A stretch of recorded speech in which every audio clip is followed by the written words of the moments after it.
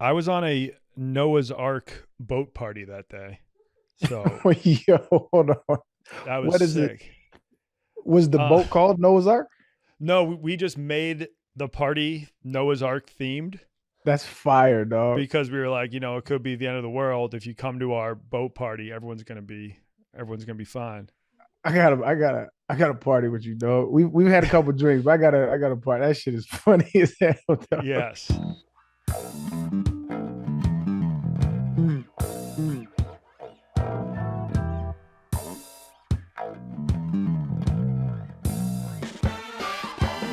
Welcome back, ladies and gentlemen, thems and days, whatever your pronouns are, to the Macrodosing podcast. I'm the host for now, Arian Foster. PFT's out. We got Big T, we got Billy, Maddie and Mac on the ones and twos, and we got the Wonton Don back. What's up, fellas and Hey, ladies? how are you? Thanks for having me again. Always, man. Always good friend of the show, man. How's everybody living today? Good. Good. I bought a couch this morning. Yep. Like, like just And that's a random thing to buy in the morning. I'm saying, like, why? I know. Why Well, this I morning? scoped it out last night, but I Okay. didn't. But then I had to go back to my apartment and make sure it would fit. And then this morning, rode my bike like a half hour to the store. Bought the couch. It's gonna get delivered Friday. Then rode my bike a half hour back. So I'm feeling refreshed. Cardio in the morning is A1. Best way to start your day. I thought you believe weights are the best way to start your day. Better Just than cardio. No, I like to start with cardio, then hit the weights. Okay. All Just right, get the heart pumping. all right. Let me get right into it. Before the show started, Billy was talking about icing wounds and icing injuries has been debunked, and I call bullshit, bruh. I You're gonna have to let me know how you have found out that icing is debunked. so actually I had a whole discussion about it with our coworker Will Compton regarding icing, especially not immediately after the injury, but in days coming after, actually inhibit healing. So I have the article right here. So the uh, What the article? Rice Protocol. I need to know this. I need to know the source. You have this. The article source right is Saratoga Today newspaper, but it cites a study that says Let's read from the rice. let's read from the study though. Okay, well, let me give you the overarching theme. Rice may not be the best advice after an injury. So that's rest, ice, compression, elevation. The medical and sports community has recommended this protocol. Recently, there has been some indications in the research that ice and rest do not enhance the recovery process, but it might actually delay recovery. So in comparison, compression and elevation might be better because ice slows down blood flow to minimize the extent of the swelling, but does not reduce inflammation. And compression reduces the swelling, but doesn't reduce the blood flow. So blood flow, like everyone's in this new blood flow thing where like if there's an injury, you want to get more blood flow to the area so that it can help repair, whatever's torn or whatever's injured and get the nutrients for healing to start. Whereas icing sort of stops the flow of blood. Like, you know how when you're cold, all your blood vessels can constrict. Some people call it shrinkage, Seinfeld reference. But because of that, like you aren't going to get all the nutrients and healing properties to that area. Whereas compression stops the swelling in the area, but it still allows the blood flow to get there.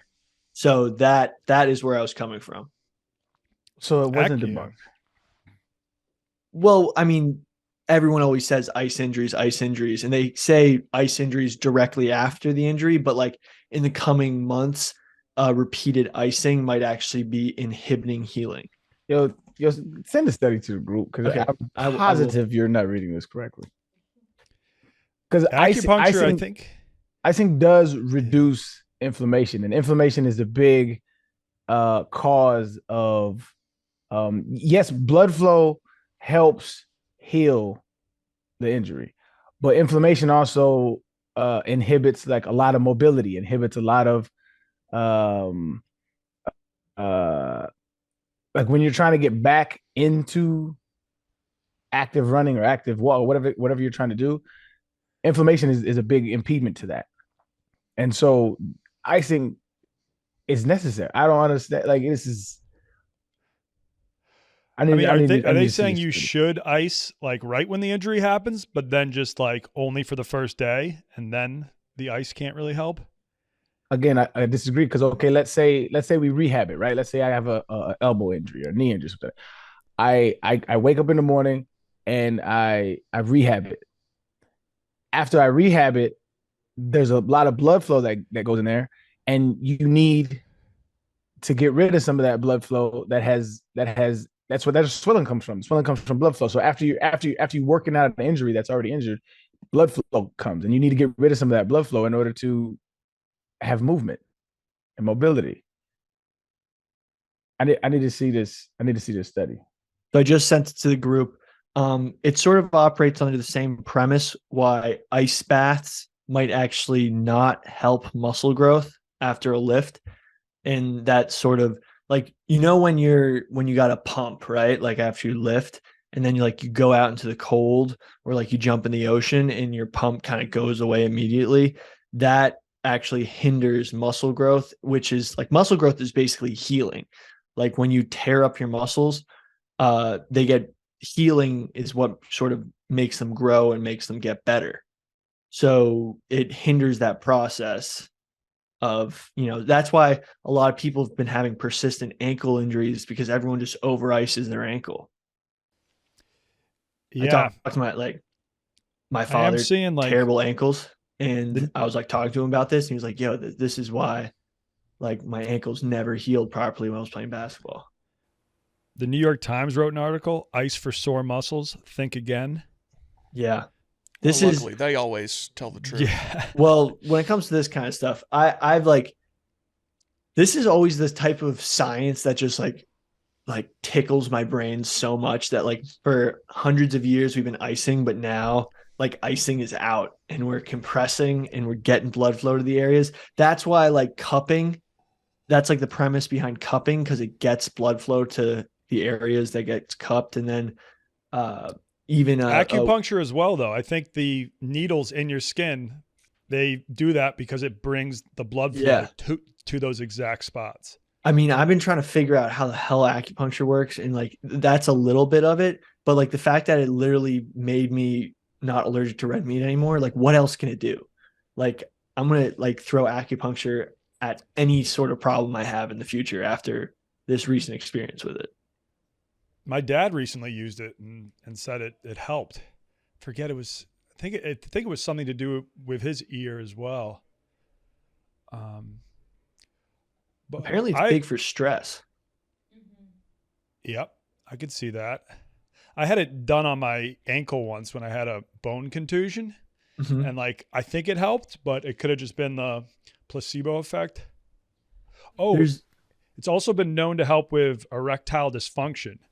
I was sponsored by Roman. They were like, we need you to film a video for our erectile dysfunction medication. And I was out in China at the time. So I was like, all right, I'm going to film a video where I go get acupuncture. And I'm like, if the acupuncture doesn't help get your dick hard, you can just use Roman. And I didn't have a huge problem with that beforehand. So I don't know if it helped. It didn't hurt. Where'd they put the needles? They didn't put I filmed it. They did not put the needles on my dick. I think maybe they put some around my groin though. Huh. Interesting. Acupuncture, and then also had a phase where they'd put magnets on his hands and tape magnets down on the top of his hands, and that was supposed to drive blood flow. It sounds like woo-woo science, but you all know my dad. He would go to this acupuncture place, and then they would just tape magnets on his hands for days at a time, and then something with his blood flow would happen with the magnets, some magnetic pull. That kind of because I think there is metal in your blood, right? There's iron in your blood and stuff. Yeah, so maybe that would work. When I found that out when I was little, I was like, does the iron in the blood stick the magnets if I put this magnet up to my skin? Maybe. I have a hot take about cold plunges. What's your hot take? it's a cold take maybe, but it's just that nobody, like, unless you're upper middle class, you're not going to be doing a cold plunge. I feel like cold plunges is just like a recreation for the rich. One, because the actual cold plunges are expensive if you buy like one of the ones that are already all set up. And then secondly, like if you're not very well off, you're not going to want to just like wake up and put yourself in so much discomfort. Like, I feel like your life has to be very comfortable for you to then to just enjoy cold plunges. Yeah, to enjoy so much discomfort. So your life is so cushy, you need to manufacture distress. I get that. But like at the same time, like jumping into cold rivers and cold lakes is like practiced by tons of Scandinavian countries, Russians that are pretty like labor intensive in the wilderness. Like if you look at a lot of the Russian MMA fighters, they're all in the mountains training and jumping in cold plunges when they wake up. And you know, I mean, I guess Scandinavian countries are pretty cushy, so they have to do it. But like historically, that's always kind of been a thing. Yeah, historically, and I think that is just universal. Jumping into cold water, people love to do it regardless of their socioeconomic status. I think it might just be that cold plunges have become so trendy for the rich right now. Like I feel like every rich person I follow on Instagram is posting videos of them in their cold plunge. I mean, I've just been going cold showers at the end of my shower. Like, it gives me such crazy energy. It's insane. I actually did it right before this podcast. I've been doing cold showers, but in the middle of the winter in Chicago, I don't know if I'm going to be able to stick with the cold showers. No, you got to. Going outside is going to be cold enough. Yeah. I mean, I've been eyeing those miniature cold plunges, and I'm just like trying to think if I can fit it in. Like, I have a bathtub shower, so I don't usually use the whole bathtub. So I was like, if I get a small enough, like if I get like a big enough tub for me to fit in, but also be small enough to like fit in half my shower, and then getting the cooling machine. Like, you can buy industrial water coolers that are way cheaper than cold tub water coolers. And I'm trying to like jerry rig my own cold ice plunge setup in a tiny apartment, which definitely won't work, but like I'm going to try. It could work. I've seen people who have been able to like jerry rig their own for maybe just like $1,000 as opposed to buying one that's $10,000. I mean, I'm trying to, you know, if I hopefully I'll get enough expendable income to get something together. But like, there's an aquarium one that's pretty cheap, and I'm looking for secondhand ones.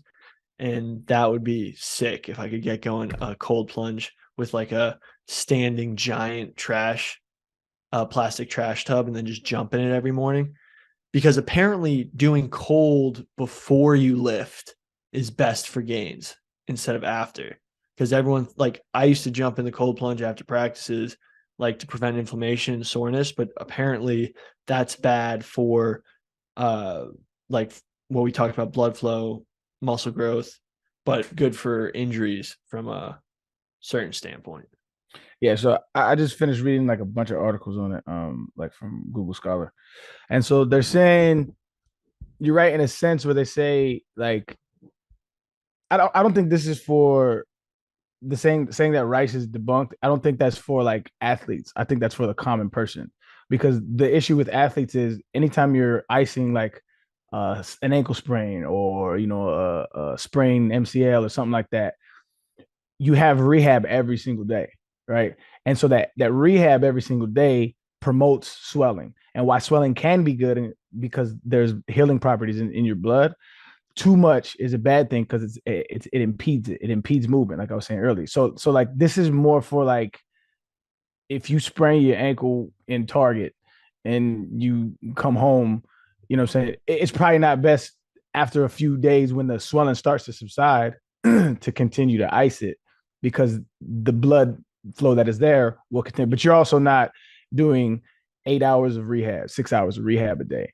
So there's nuance there. So ice is still very helpful. I bet the ice does help, especially with pain from a numbing standpoint. They mentioned that too. That numbing Yeah. it absolutely helps as well. But I think there is a case that compression after rehab instead of ice might be better for the healing. That's what I picked up. And I don't know. Will Compton's huge on like the compression bands where you like basically take these big rubber bands and wrap your ankles in them and like super tight if you have an ankle injury. So, I mean, it's definitely like up there for debate. And this is a type of like, junk science debate I'm so down with. That's not junk science though. I know, but like, yeah, no. Compression was definitely a huge part of, because I spent a lot of time. I mean, if you play football, especially in the NFL, like you spend a lot of time in the training room, and the majority of what they used to give these sleeves out, and they were compression sleeves, and so I used to walk around after games, walk around on airplanes was big. Like if you was ever in an airplane, because you swell in airplanes, and we used to wear these compression sleeves where it felt like you was wearing pantyhose. Same shit. Like they were really tight, and it was like I just walked around underneath my pants and stuff. I had compression sleeves all the time because I had so many like ligament and extremity issues, and it was just normal. So compression was always a huge component of recovery. Were you ever on a Game Ready? Were those like those inflatable pants things? Yeah, except they were different. So they had compression sleeves where I still have 2 pairs of those. Actually, I have a compression jump, and then I have a Game Ready. Game Ready combines both. A Game Ready that I guarantee if I walk in any football, basketball, any training facility in the world, they're gonna have Game Readies in there.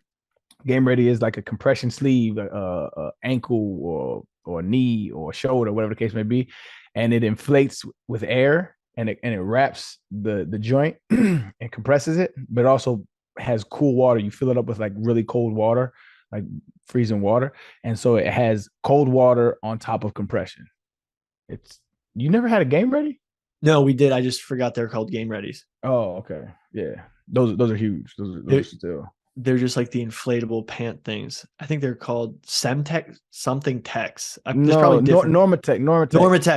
Normatec are just the compression, but Game Readies have the cool water, and so you're icing and compression at the same time.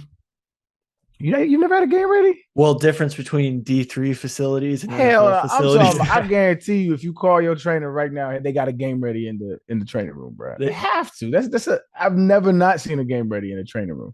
I mean, they might have. I just remember the Normatecs. Oh no, yeah. I just Googled it. The Normatecs are like the full. Oh wait, they're the full leg suit. Yeah, black. And it's just air pressure on you. But the Game Readies are very similar, except inside they have this compartment where cool water circulates and it's just free. Oh yeah. No, I'm looking at it now. What was your favorite training room device? I was a huge fan of STEM.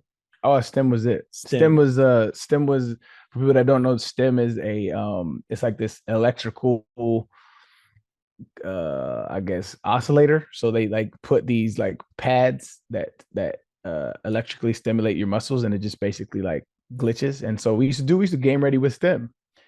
So you used to put STEM on something and then wrap it with a Game Ready or ice, and it would your muscles would pulsate, and then and you would have ice on top of it. I used to do it on my like in my mid back, and it felt like a massage. Dude, I used to do that shit all the time. Dude, I used to put it on my lower back and crank it all the way up, and it was crack cocaine. Because if you like got them to hit it in the one, like I had a bad vertebrae where I like cracked my L5 when I was growing, and like for some reason, like if you pinpointed the pads in a certain way, the electric I feel would just like hit that one spot and then just jack it up and literally just fry that motherfucker. And for some reason I thought it helped.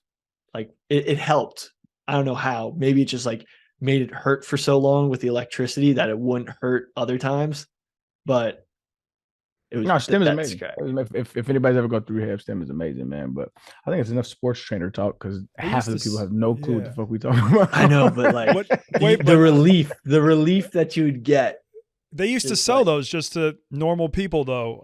And they like claim that it would give you a 6-pack. So I remember when I was maybe in like Yeah. ninth grade in high school, like all of my friends were wearing it and you would turn it up and it would stimulate the muscles. But then like it came out that there was zero proof it would actually give you abs. But everyone thought you could just get abs without having to exercise. I remember them shits. Yeah, I remember them shits. Hey, Big T, What up? what's up with the Braves? Didn't they just win something crazy? Had a huge win. They looked like trash for 2/3 of the game. Came all the way back, hit a huge homer in the bottom of the 8th inning. And did you watch? I sent you the plays. Did you watch those? I did. I meant to text you, but I'm so happy for you, but I just got caught up during the day. I was really happy for you, man. The play that ended the game was amazing. It's like the best play I've ever seen. So that was cool. The They best play play again. you've ever seen. I mean, it was so the play that ended the game. Michael Harris made a leaping catch at the wall, threw it back in. Austin Riley got it doubled off. Bryce Harper at first base. Yeah. It was the first ever 8-5-3 double play in postseason history, which is That's center crazy. fielder What is to 8-5? third base. What is- So every position in baseball has a number: pitchers 1, catchers 2, first base 3, so on and so Okay. forth. So I've never knew that. That's insane. So when you're scoring a baseball game, like the official scorers, like if a guy grounds out to second baseman throws into first base, that's a 4-3 ground out because it went from the guy who's 4 to the guy who's 3. So 8-5-3 double play is center fielder to third base to first, which had never happened in a playoff game before. What a stat. Yeah. It's a I mean, it random is a number. pretty insane thing to have happen. Like it has to be a very specific situation where that would occur. But yeah, it was awesome. So game 3 is in 3 hours or so. So by the time this comes out, we'll either be up 2-1 or down 2-1. And this is where they playing at. They're in Philly now, so it'll be tougher. So is it like old basketball's like 2 there, 2? Yeah, it's At the other spot? 2-2-1 How does that in go? the NLDS, and then it's 2-3-2 once they go to 7. Are you worried No, about I'm happy for you, man. the Philly crowd? Not the crowd necessarily. I mean, game 3 was always going to be their biggest advantage. They've got Nola going against Bryce Elder, who's making his first postseason start. But I think that game has to have awoken. I mean, the series should be over. Like, the Phillies should not have blown that game, and it should be pretty much over at this point. So hopefully that win, jolted the Braves back, because they still didn't perform very well offensively. Just had two-run homers that were enough. But Yeah. so we'll see.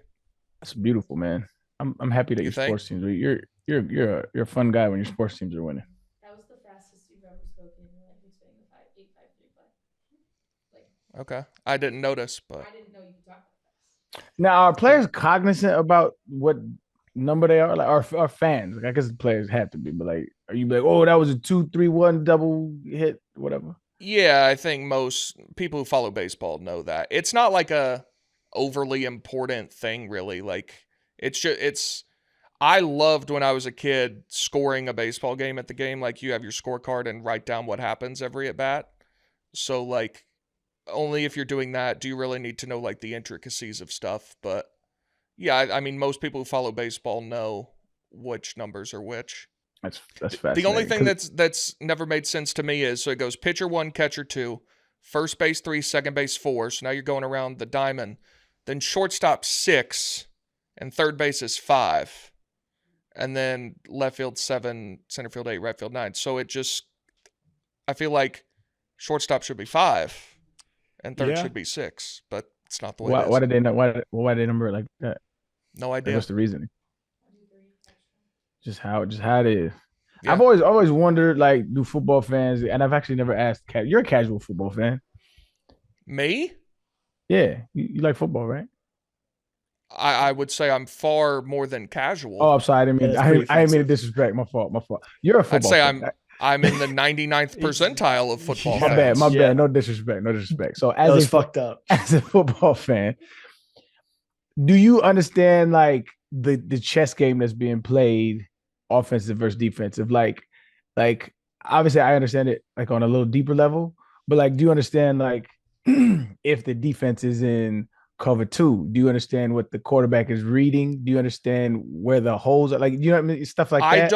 I don't watch football like that live, but I certainly understand, like, you know, if you show a replay and they show the stunt that they run, that the defensive end comes around and goes over the nose. Like, I understand that. I don't watch football like that while the play's going on. Right. So you're more like, okay, I guess that makes sense. Yeah. Yeah. Like, it's just hard. Yeah, it's just hard for me to not watch it like that. Like, and obviously it's hard to gather all that information at once, but like you can kind of see I mean, you've seen it so much. Like, I remember we was playing and we was in practice one time and we had Kubiak and he wasn't even looking at the play. And he just like looking down at the dirt. He should stand at the end. And the quarterback threw the ball and he completed it. And he said, run it again. And he's just seen it so much. Like, in this defensive look, this is why I scripted it, because all plays are scripted in practice. In this look, the ball's supposed to go here. You know what I mean? Like, and so they're very cognizant of like where the ball's supposed to go in each play. So it's like when you see like certain plays, like if you ever see, I always see this a lot in college as well. Like if you see two people like in the same vicinity, like in the flats, somebody busted their route. Like you're never supposed to have two people in the same place at the same time. Like, and so like it's just how like watching football is like that is. Like, I'm definitely interested by that stuff after the fact, but while the game is going on, I'm so invested in the outcome of the play that like I don't care. I don't care how it happens. I just want UT or the Falcons to score or prevent the opponent from scoring. Like, I don't necessarily care like how it happens. Right. Arian, have you ever watched Red Zone? NFL Red Zone? Is that where they just show all the touchdowns? Yeah. Yeah. Do you find that? Well, not like on purpose. Like I've seen it like Right. at a bar or Right. something like that. I don't have it. I think that would be the best way for you to enjoy football, deprogrammed from trying to analyze it, because they're only showing that, you don't have enough time to try to break down. Because, for example, I used to play quarterback, so every time I see the offensive line up, I try to look at their formation and look at the defense and try to figure out where they're going to put the ball. Mm-hmm. And that was like how back when I was playing football, I was trying to like get better. So that's how I like consume it.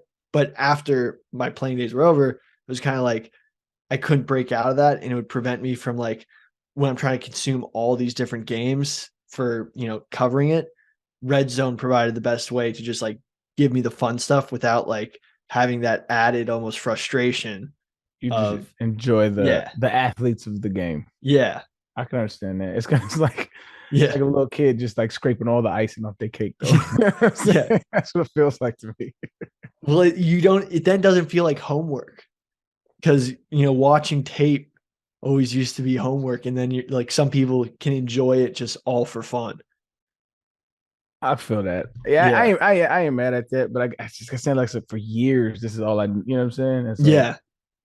And plus I can appreciate like the intricacies, like the play calling, the like so I was watching games with my mans this weekend, and I was like they're crazy as shit if they don't take a shot here, and they took a shot, or like they dumb as hell if they go for it right here. I was like, you know how they line up and like sometimes they'll try to draw people off sides, and as soon as they broke the huddle, I was like, they're not gonna snap this ball, and he's just like looking at me like I'm a soothsayer. I'm like, it's just like common knowledge, like, but it's I understand it from that aspect.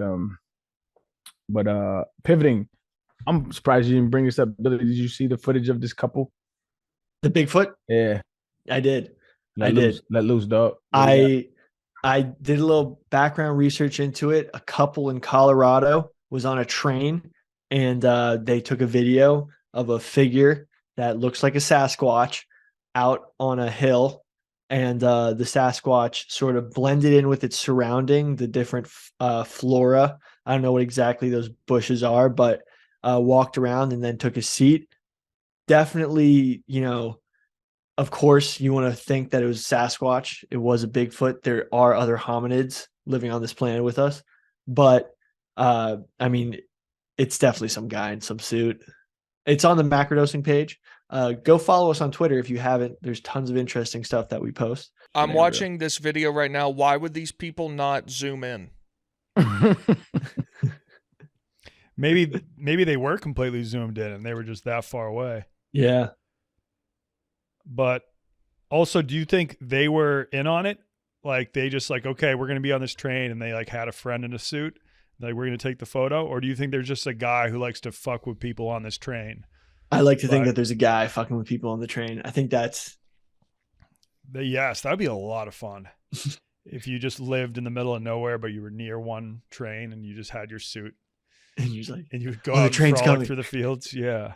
The train's coming. I got my suit on. I feel like we're due for like some kind of like world shocking anomaly, you know, aside from war. Like, like we're due for like some gotta have like just something to just shake it up. Yeah, man, shake up the. I used to say that, and then COVID happened. So you know, you gotta be careful what you wish for. I'm talking about like some like natural realization. I ain't talking about a deadly disease. Well, yeah. The whistleblower about UFOs, I mean, I thought that was going to turn into more than it has.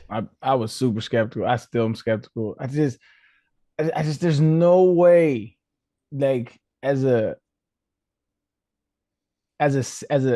consider myself a, you know, pretty intelligent human being. If I have the capabilities to fly light years across the universe, like there's no way I don't try to make contact in a diplomatic way. There's no way I don't try that. There's no way. I'm also very skeptical of that, but like there seems to be a lot of people who bought that, like, oh, this is true, there are aliens. And like it was a story for a week or so, and then like nobody really cared. Like if that's true, that's the most important discovery maybe in human history. Oh yeah. And it wasn't even really like a big deal. Because he wasn't like he never showed concrete proof. Right. He was like, I have proof that there are government organizations that have been recovering these crafts, but we never saw a photo of the crafts. And then those aliens that they trotted out in Mexico. Oh, well, those weren't the fakest thing. That shit was those weren't super convincing. But even the people who believed it, like, you would think they would be out here ardently like, hey, this is happening. And like, it's just kind of, it went by the wayside. Yeah. There are people still working hard to bring it to light, but they said the people who are investigating this saying like the closer they get, the more like scared the people they're talking to get. And then like, if they have someone who like has information, then they'll be like, all right, I no longer feel comfortable talking to you guys about this. It's like that top secret. I don't know. Hopefully, if I'm on Earth for another 30 years, hopefully we get concrete proof at some point. You think you've only got 30 left? Well, no, I was just saying I would like to think I at least have 30, but hopefully if things go well. How old are you? Like 30? 36. Oh, okay. So if things go well, 66. I know. You should have 40. Yeah, I should have 40. God damn. I don't smoke cigarettes anymore, except for the occasional hoon. I've been exercising a lot, so yeah. But I also do a lot of dumb shit in my line of work. So you know what's great for extending your lifespan? What's that? A really great diet. And you know what I've been doing recently that has really helped my diet? No. Factor. With the busy fall season already in swing, you might be looking for some wholesome, convenient meals for jam-packed days. Factor, America's #1 ready-to-eat meal kit, can help you fuel up fast for breakfast, lunch, and dinner with chef-prepared, dietitian-approved, ready-to-eat meals delivered straight to your door. You'll save time, eat well, and stay on track with your healthy lifestyle. Too busy this fall to cook, but want to make sure you're eating well? With Factor, skip the extra trip to the grocery store and the chopping, prepping, and cleaning up too, while still getting the flavor and nutritional quality you need. Adjust your stride this autumn without missing a step. Choose from 35 or more weekly flavor-packed, fresh, never frozen meals that promote a healthy lifestyle and meet your meal preferences, all ready to eat in 2 minutes. Relish the best of autumn with fall flavors. Our limited time only hearty, comforting meals featuring seasonal veggies like cranberry pecan chicken and apple Dijon pork chops. Level up with Gourmet Plus options prepared to perfection by chefs and ready to eat in record time. Treat yourself to upscale meals with premium ingredients like broccolini, leeks, truffle butter, and asparagus. This October, get Factor and enjoy eating well without the hassle. Simply choose your meals and enjoy fresh, flavor-packed meals delivered to your door. Ready in just 2 minutes, no prep, no mess. Head to factormeals.com/dosing50 and use code dosing50 to get 50% off. That's code dosing50 at factormeals.com/dosing50 to get 50% off. That's an amazing deal. Check it out. 50% off for Macrodosing listeners. That's a steal. I've been eating Factor. It's amazing. Very easy meal prep and very untime consuming. So been helping me out. So yeah, Donnie, check out some Factor and maybe you'll get that 50 years. Yeah, no, because I had a cinnamon roll before this podcast and it is not sitting well. If I had just eaten some Factor, I'd be feeling a lot better. Yeah. Arian, I just sent a text to the group. Did you see it? I don't know if JJ Watt, I'm assuming he was on the Pat McAfee show today, but they showed a picture from the Texans-Bills game in 2014. I'm assuming you played in that. JJ Watt has a bruise on his leg that is the craziest shit I've ever seen. Oh yeah. I mean, this made the rounds then. Like he posted on the internet then. This made the rounds back then. I mean, it's not new, but yeah, he did. Like what? That's just fucking wild. What do you even? That's a helmet. I was gonna say, like, what even has to collide to make something that large on, especially a leg that I'm assuming is huge already? I mean, I think this is definitely a bruise, but you could pop a blood vessel into where Right, it looks has a to be little like worse than it is. a Yeah, blood vessel thing. yeah. I've seen a bunch of those. I mean, Did you ever have anything like did that? You get anything like that? yeah, I had one of the at UT. I did. I got thrown under the bus though. So we was playing. I don't remember. It was my senior year. We was playing. I forget who was playing. And then the next game, I had that, but I couldn't bend my leg. Like it was an act. Like to me, that's why it was like a blood vessel. Because if you could still bend your leg, it's like. I mean, you might have been bruised a little bit, but it wasn't. I didn't impede too much movement. Like I couldn't bend my leg backward like 90 degrees, so I couldn't run. And so they sat me.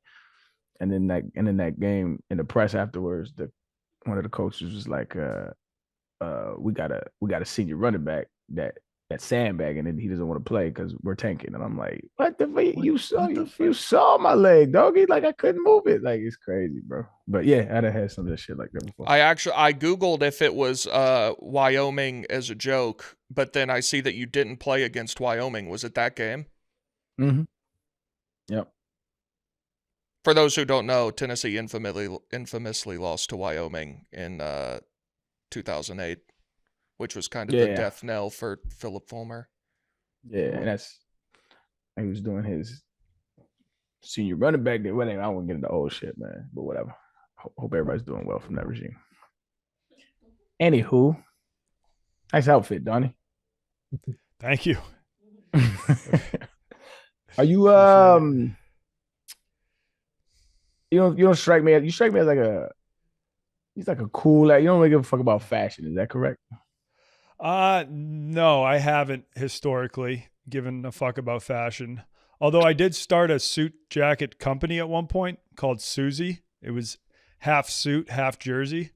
Okay. So they were like suit jackets. It was called Suisey? Suisey, spelled Suisey.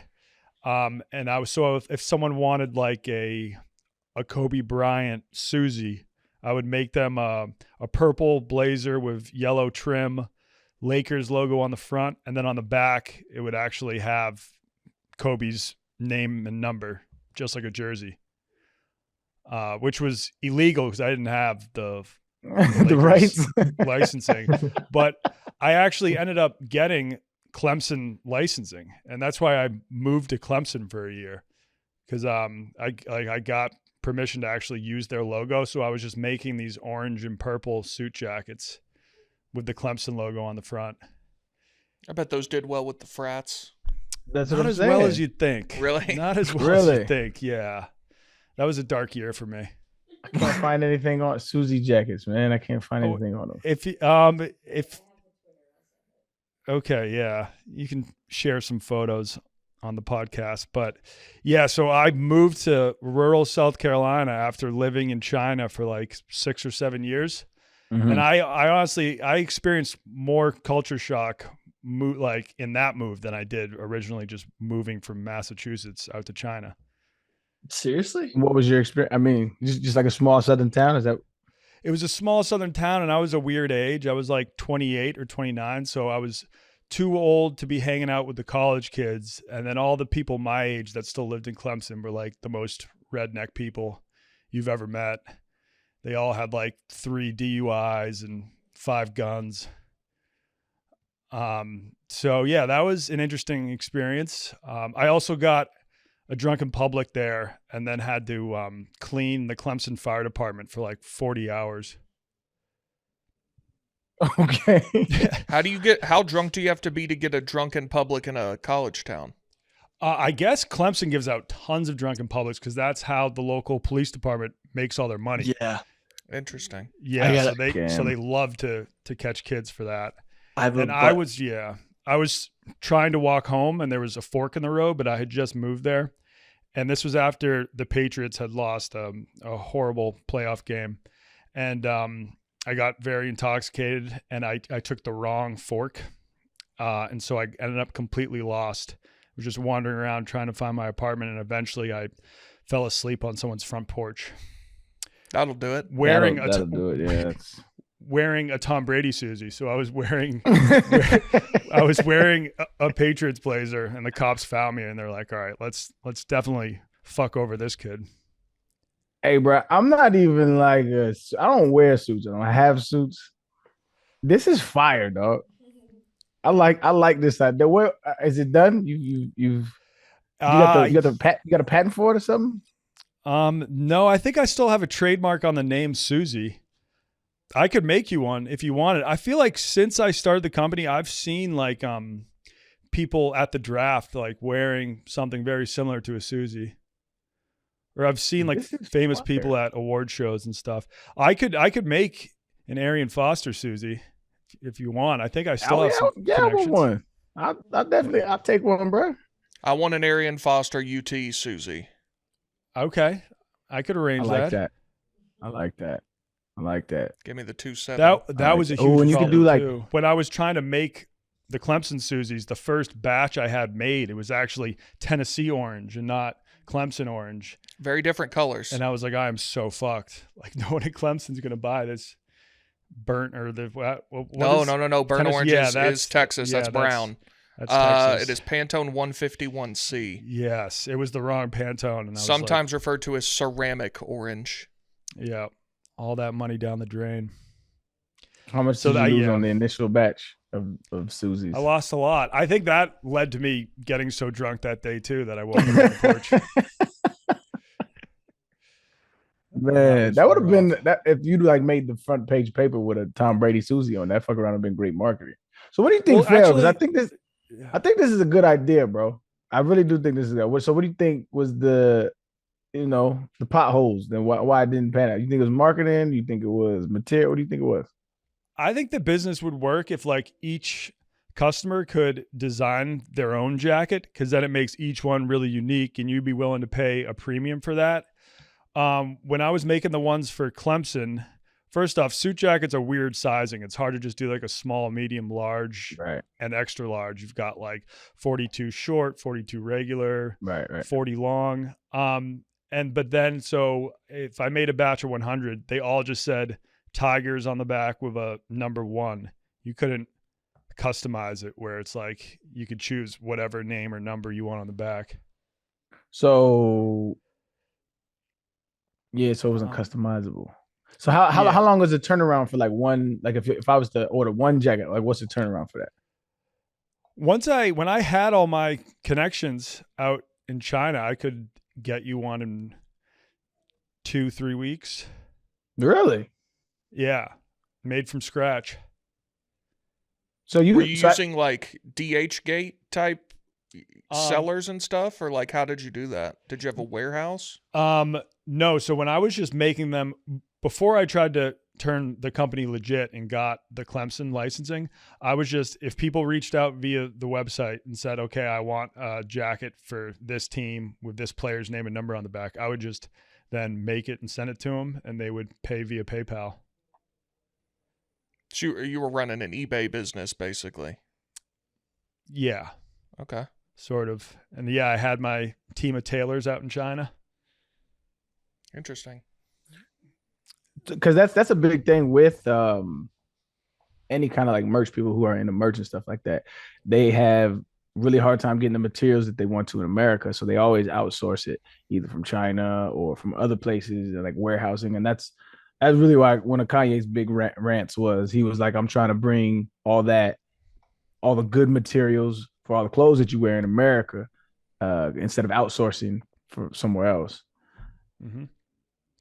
That's If interesting. you had to guess how many you sold total, what would it be? I don't know. I've made some really cool ones. I don't know. Like hundreds, thousands? I sold hundreds for sure, and maybe not quite thousands, but it could be high hundreds. Many hundreds? What did a Suisey run? So that was the thing too, is that when I was trying to sell them to college kids, like the very cheapest I could make them would be like $150 or something. Maybe at one point I was able to make them for as low as $125, but that's how much it costs to make, or that's what you sold it for? No, yeah, in terms of selling them for. And then it had to go up. And then if I like actually wanted to turn it into a profitable business for the custom Suisies, I'd probably have to be charging like at least $200. So those things would be $350 now. Yeah, but that's like a good if you want a custom suit that you completely design, paying between $200 and $300's a solid deal. I mean, if you go to Men's Warehouse off the rack, you're gonna pay around $200, $300 for a good suit for a solid for it. So that's a great deal in my opinion. What's your profit margin? Like, so how much does it actually cost to make, or do you not want to divulge that information? I mean, I don't do it any longer. I think at one point I was trying for the custom jackets. Obviously, if you like mass produced one type of jacket, you could get the cost down. But at one point I could have it like made for 100. So then if you sold it for 200, then you're making $100 off of each one. Yeah. I got an idea. So talking about sizing was an issue. Yes. What if you made a sweatshirt jersey? It would be much easier if you but you had to make it the nameplate a little lower to leave room, because everyone wears sweatshirts under their jerseys. That might have some legs. Those exist. Yeah, those exist for sure, right? Swerzies? Yes. I don't know if they call them that. A sweatshirt with a name and number on the back? Yeah. I think they sell those like on NFL and NBA websites. Well, I didn't know that.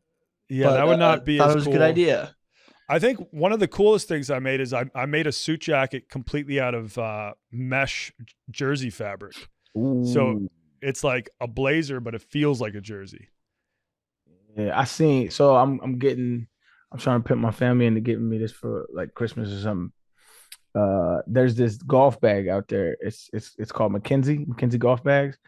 They're just so sleek and so fun. They're just so eloquent. And one of the ones that they had was on the pocket. It was like actual like that mesh jersey feel.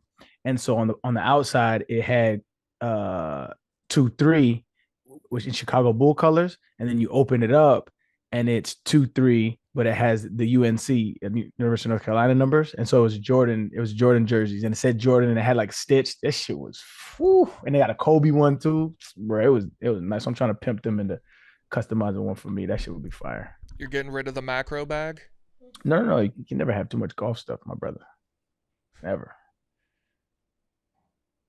I for the first time yesterday took like I've taken a couple lessons before, but they've been like through this app, and then they've through this lady that I met. I was taking a few lessons.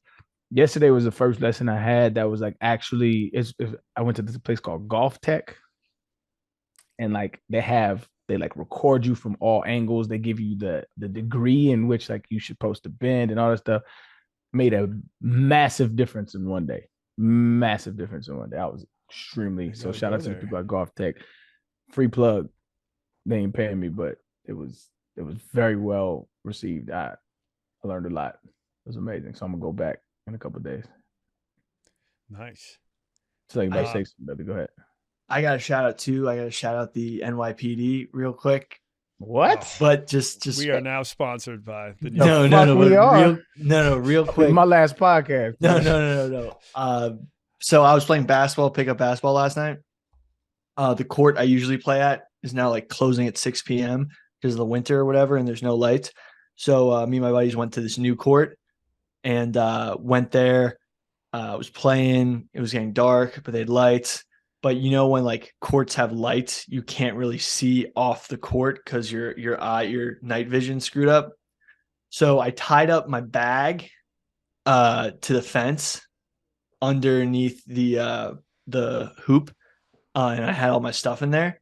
Someone went into my bag and stole my wallet, and a stoolie cop hit me up and was like, "We found your wallet thrown, and we found it." And so my wallet, even though it has no money in it, like they found my wallet. So shout out NYPD and shout out the stoolie.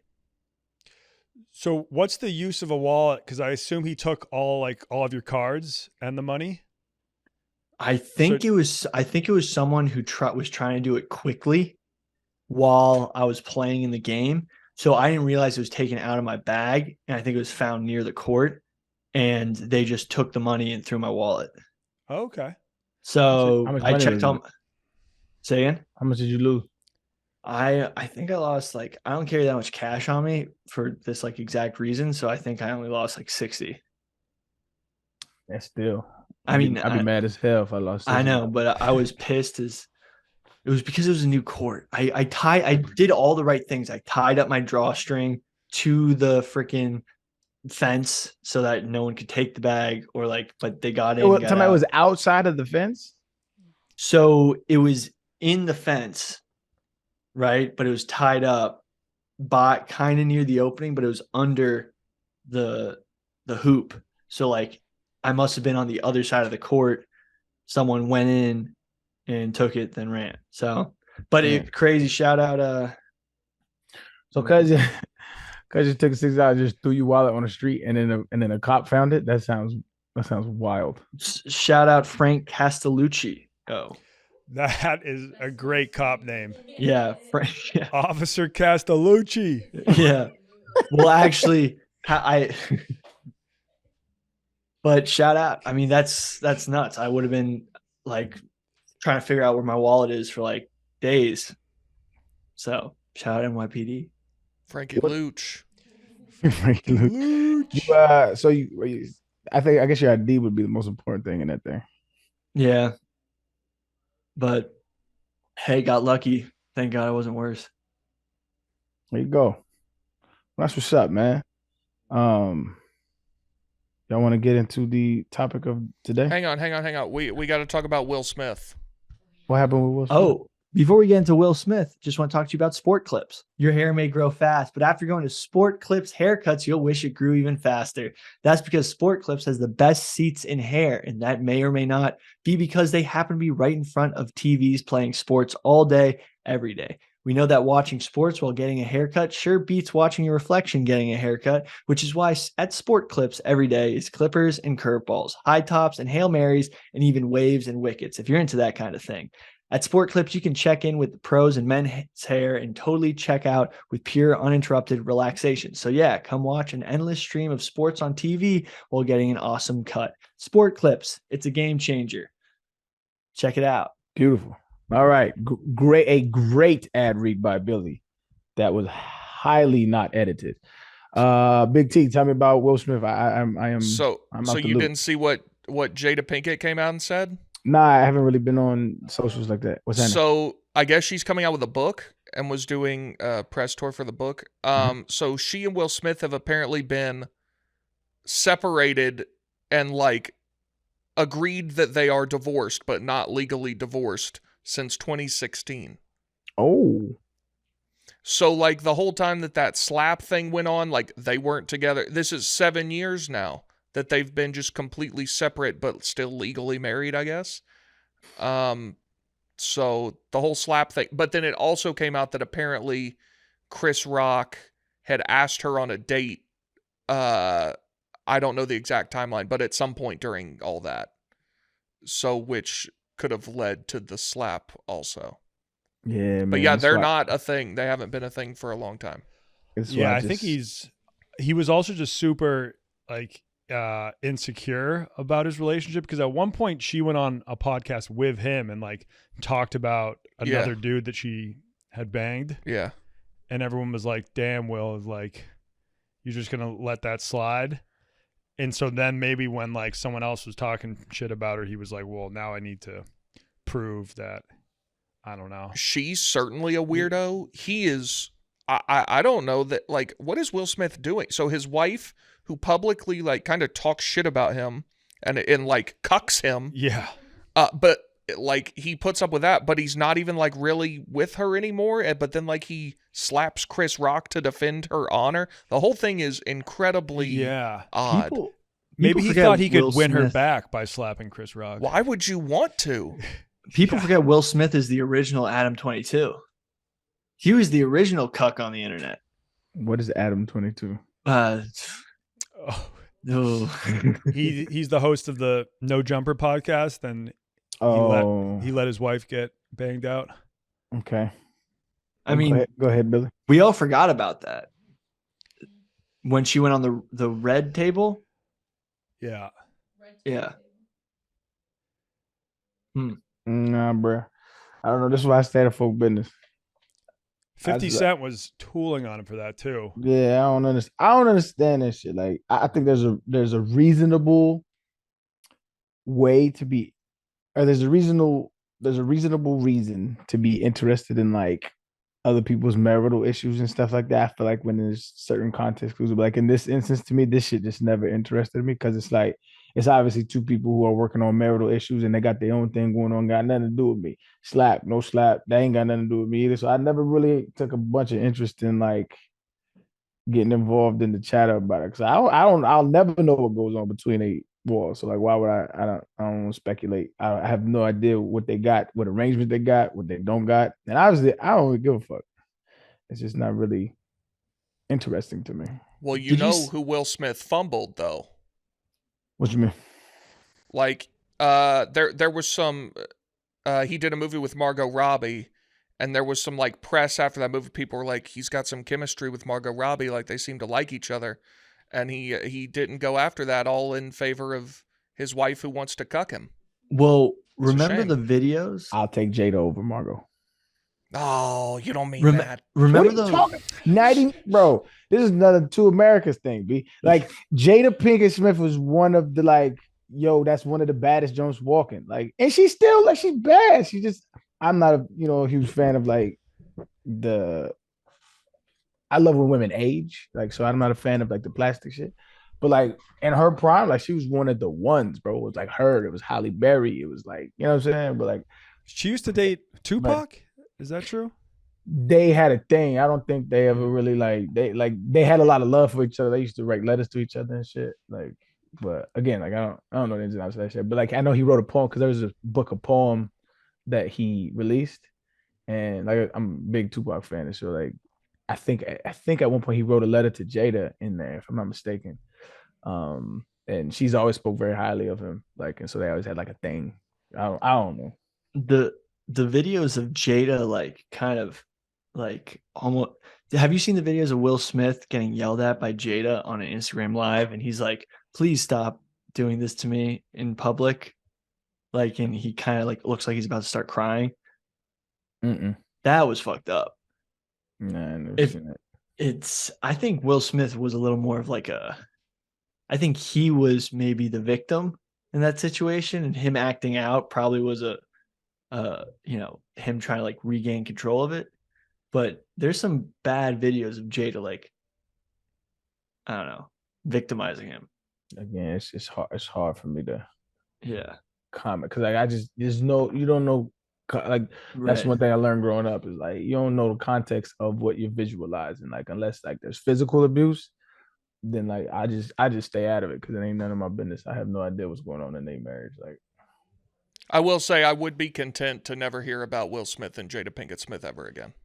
That's crazy because he's also one of the greatest actors of all time. So to say you never want to hear about him again, I mean, Well, hold on. his this entire situation, but also with you. like I'm with you. when I hear Will Smith now, that my mind goes to this long before any Too acting crazy stuff here. he's That's done. it. You got a young brain. That's why. You got a old what Gen X? What are you? Gen what?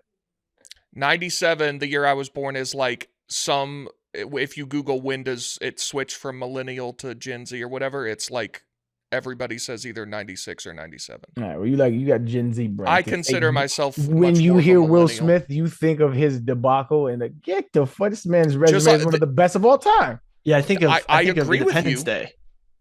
I agree with you, but like for the last 4 or 5 years, all you've heard about is all this weird shit. That's a choice, though. What was the last like great movie he was in? Ooh, Dude, I know he won an this. Oscar. The Pursuit of Happiness, maybe. Oh, yeah, That's been a long time. Yeah, I mean, that was has a long it, time. bro? The Oh, that Williams, movie came out in like Yeah, the Williams sister 2005. John. Yeah, the Williams sisters. They Oh, won an Okay, Oscar. okay, that was a good movie. Yes. That was the same time. Hold on, Will Smith catalog. Hold on. That was a good movie. But before that, it's been a long Yeah. time. I'm Independence Day. Wait, That was And 96. Independence Long Day time came ago. out when I was That like was 90s. 8. Yeah. bro. But Independence Day is a classic. But what I'm Um, saying is his resume has been so abundant Men in that- Black. for you to 90s. A long say time ago. you think of the media drama when you think of Will Smith. That's a choice that you have made to participate in it.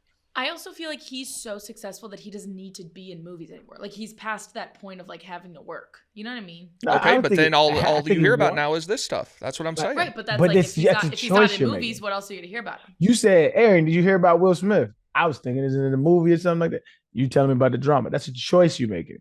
You can see Will Smith trending and choose not to get involved in the details. You'd be like, okay, something going on with his wife, and you move on. That's what I do. I'm not that invested in drama. I'm not saying you is, brother. I'm just saying like you I'm don't for sure have not. to.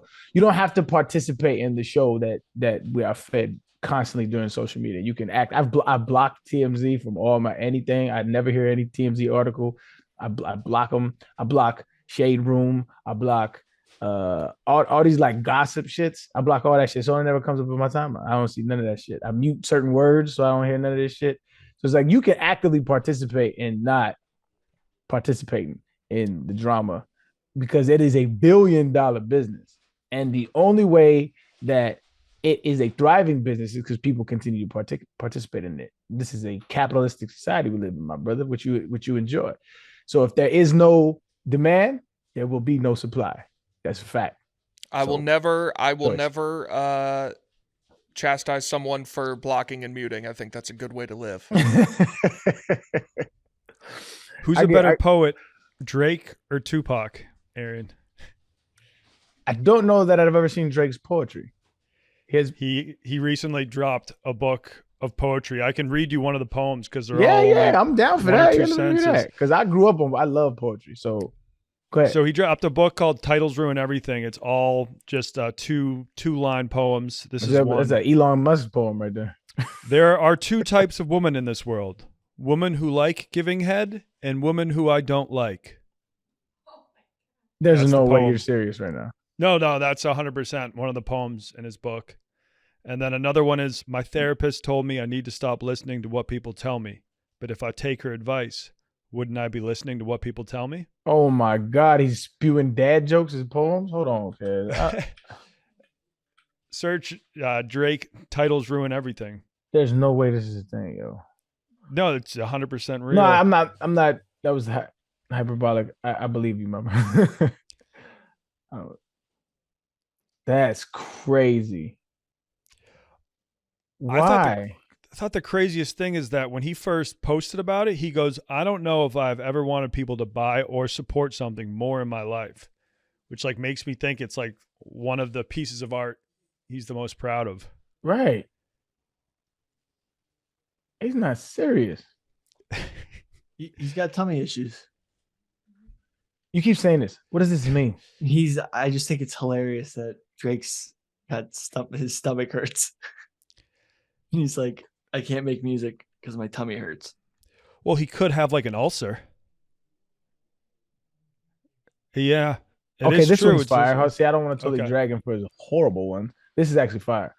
So having trouble figuring it out if you're a devil missing a horn or a unicorn. That's fire. Yeah. It's not. Yeah. It's not That's not pretty fire. fire. That's fire. That's fire, Yeah. dog. That's a Yeah. fire. That's a fire that- visual. Is that fire, Big T? It's somewhat fire. Yo, That's dope. I just Yeah. picked up some art. Speaking of horns, This is ass. If jumping to conclusions was an Olympic sport, you wouldn't have just won my heart. You would have won gold. See, I don't understand. I gotta read the whole thing because how could you drop a fire and then it's got to be like some kind of like sarcasm or like, you know what I mean? Like That's like an old, like, joke. that's why I gotta read. I'm gonna read it. I'm not gonna judge it till I read it because holy shit, the head shit is whack. So All right. whack. Well, read it and then report back to the I group. will on the report back weekend. on that. I'll absolutely report back on that. Before we get into today's topic, I want to talk to you guys about pie wine. Pie wine was created to go with your pizza. Slightly sweet, slightly sparkling, and the first official drink of pizza. Donnie has some over here. He's cracking the classic red, which is delicious.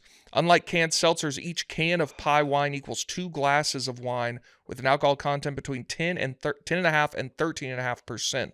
So pizza becomes a pizza party. It's featured on Shark Tank, where Mark Cuban and Mr. Wonderful love the product. The sharks know what's up, and now you do too. When you think pizza, you need to think pie wine, the OG pizza wine, loved by people who don't usually drink wine. I don't like wine generally, but I do like pie wine. As I mentioned the other day, had this watching college football last Saturday. Great stuff. Pie wine turns pizza into a pizza party started by 2 best friends and stoolies. Pie wine elevates your slice and turns pizza night into the greatest night of the week. Pie wine, pizza's new side piece. Visit piewine.com, piewine.com. Beautiful, beautiful. How was it, Donnie? It's great. Yeah, hits the spot. I do need to try eating it or drinking it with some pizza, but on its own, it's very nice too. Fucking with it. Fucking with it. All right, man. All right, today's topic is Y2K. And the reason why we decided this topic was because what episode was that? It was a very recent episode I think where it was last week. was it last week? Y2K was mentioned, and Billy said, yeah, it was just a hoax. We tried to reassure him that it wasn't just a hoax, but may have been a little bit overblown. And he assured us it was a hoax. And we was like, we didn't do an episode on it. So that's why we are here. I wish PFT was here because I like when he goes against Billy's thoughts. That's fun. But yeah, so I'm gonna give like a basic timeline of what happened. And then I'm gonna let Billy expound on his thoughts. I'm sure Russia at some point is gonna be mentioned. Billy has Google updates for Russia. So, all right, like the first mention of Y2K is in 1958 by a guy by the name of Bob Bemer. I hope I'm pronouncing that correctly. He was a computer scientist and a IBM employee. And long story short is I'm not a computer scientist. I'll preface this entire thing with none of us are. But long story short is computer systems, when they first were introduced, they had very low space. They had very low memory. And to combat that issue, it was very expensive at the time to add more memory, and the labor included in to do that. It was a long process. And so to do that, instead, like say if it was 1960, instead of 1960, they would just put 60. And in some computers, it would even just be like 0 or 9 or whatever the case may be. And so they had to constantly update that as the time went on. But as time started to get closer and closer to the turn of the century, we started to realize like, this may arise some problems in our day-to-day life because we are a lot more integrated into computers and computer systems than we were in the 50s and earlier on when this issue was first introduced. And so some of the things that you would have to think about what could arise would be like the big things, like is computers didn't just like tell time. And so if you had systems that had, excuse me, if you had systems that had like banking and mortgages, interest rates were like a big issue, right? So if at the turn of the century it went back to 1900, you could have people's interest rates go all the way down, so it's negative, or you could have people's interest rates go all the way up, so it's way more. And there was small things that actually did happen throughout the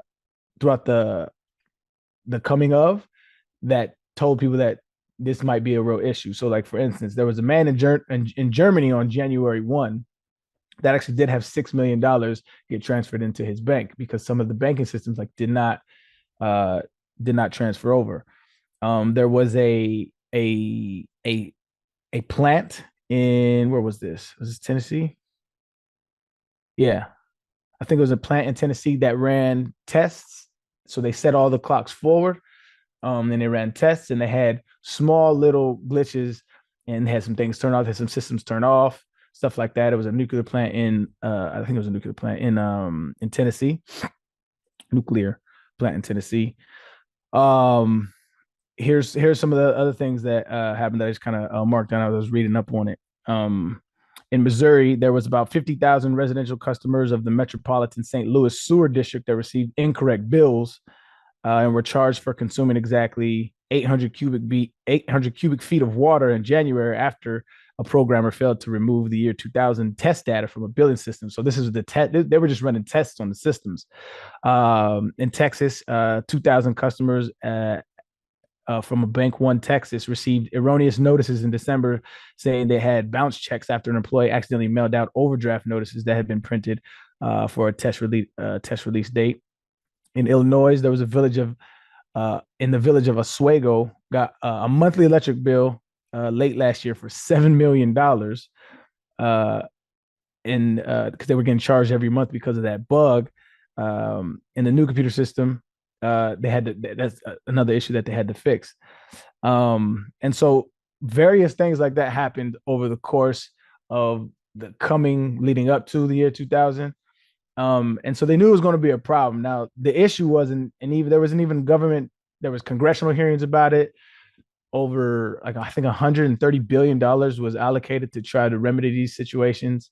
And globally as well, relatively recent, I think it was like 2019 or somewhere around there, the Australian government actually declassified some of their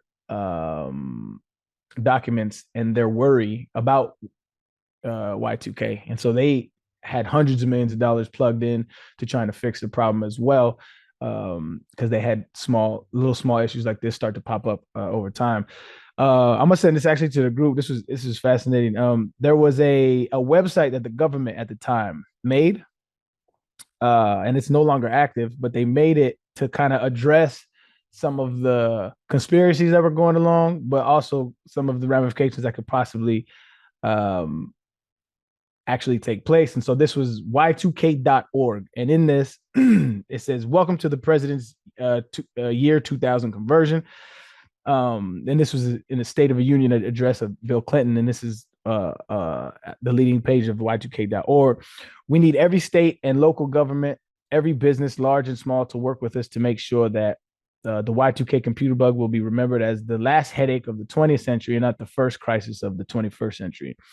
And they had one of these. They also had a Y2K for kids. And I think it might have been in Australia. In Australia, the night of, so December 31st, 1999, there was over 800,000 people logged onto the site to kind of see what was going to happen. And like back then, that's a lot of people on one website at one time. Like, people didn't have computers like they did now. Like, everybody has one on their phone. Another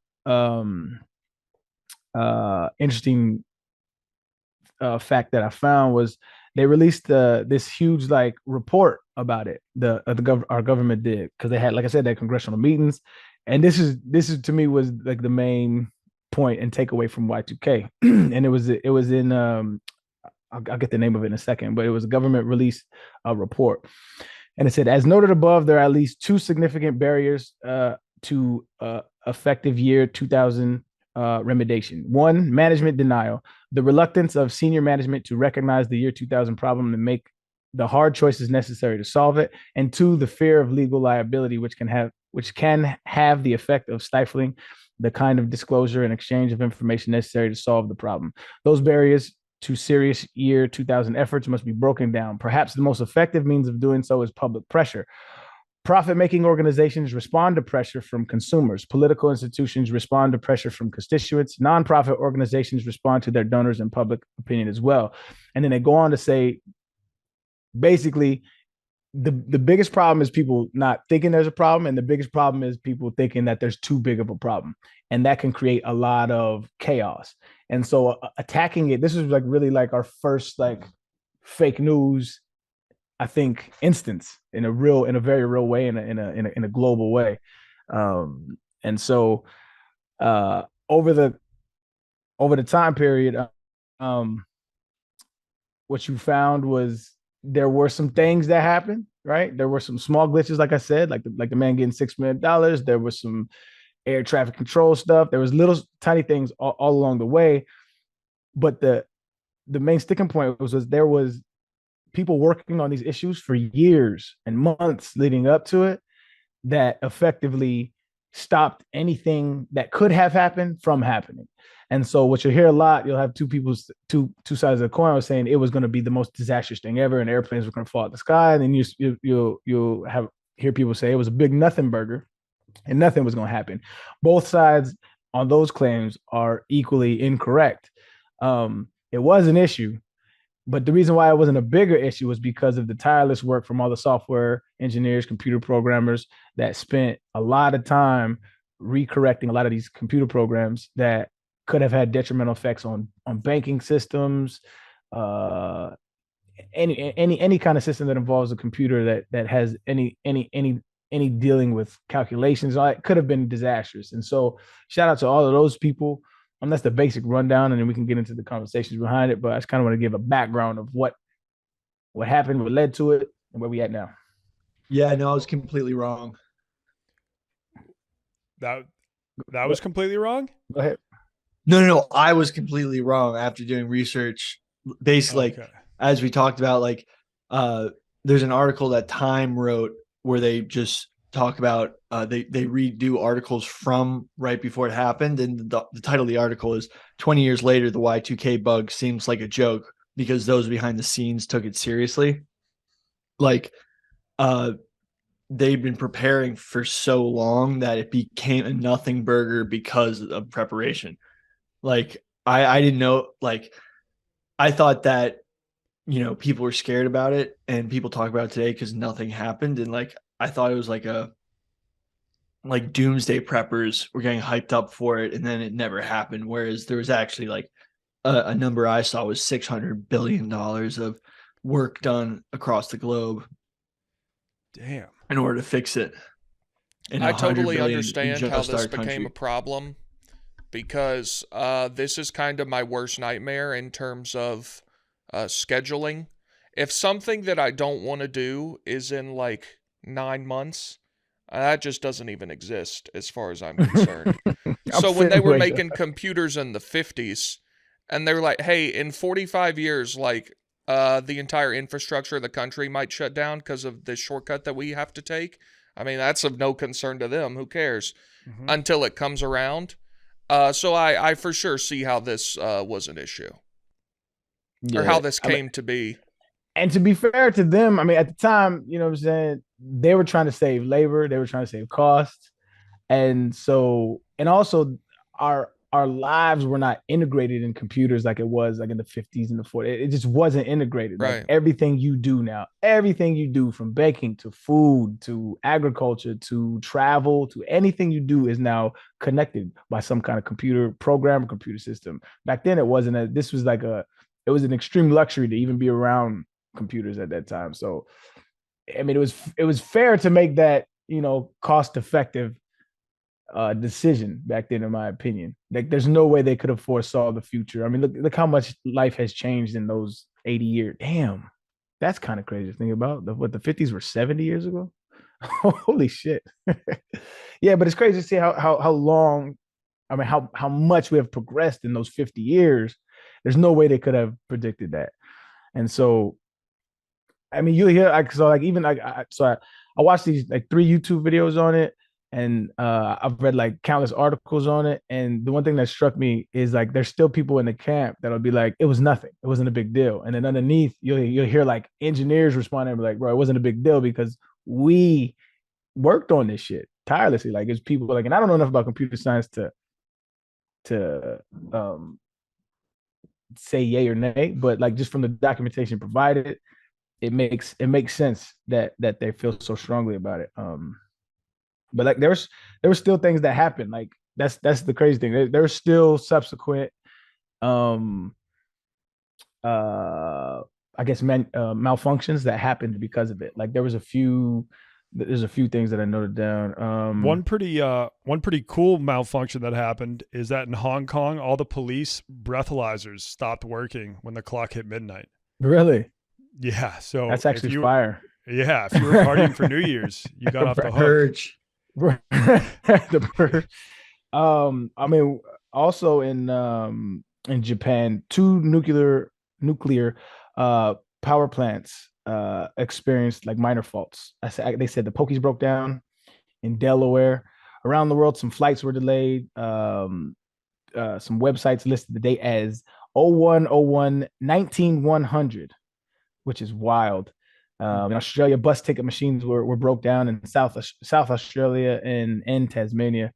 And there's countless other like little things like that happened, but it could have been disastrous. Like, could you imagine like all of a sudden your bank account says you're underdrawn, or your bank account says you have all this excess money in it, right? And then people go into a panic and a frenzy, and then they go to the banks to try to withdraw their money. That's exactly what happened in the stock market crash in the 20s.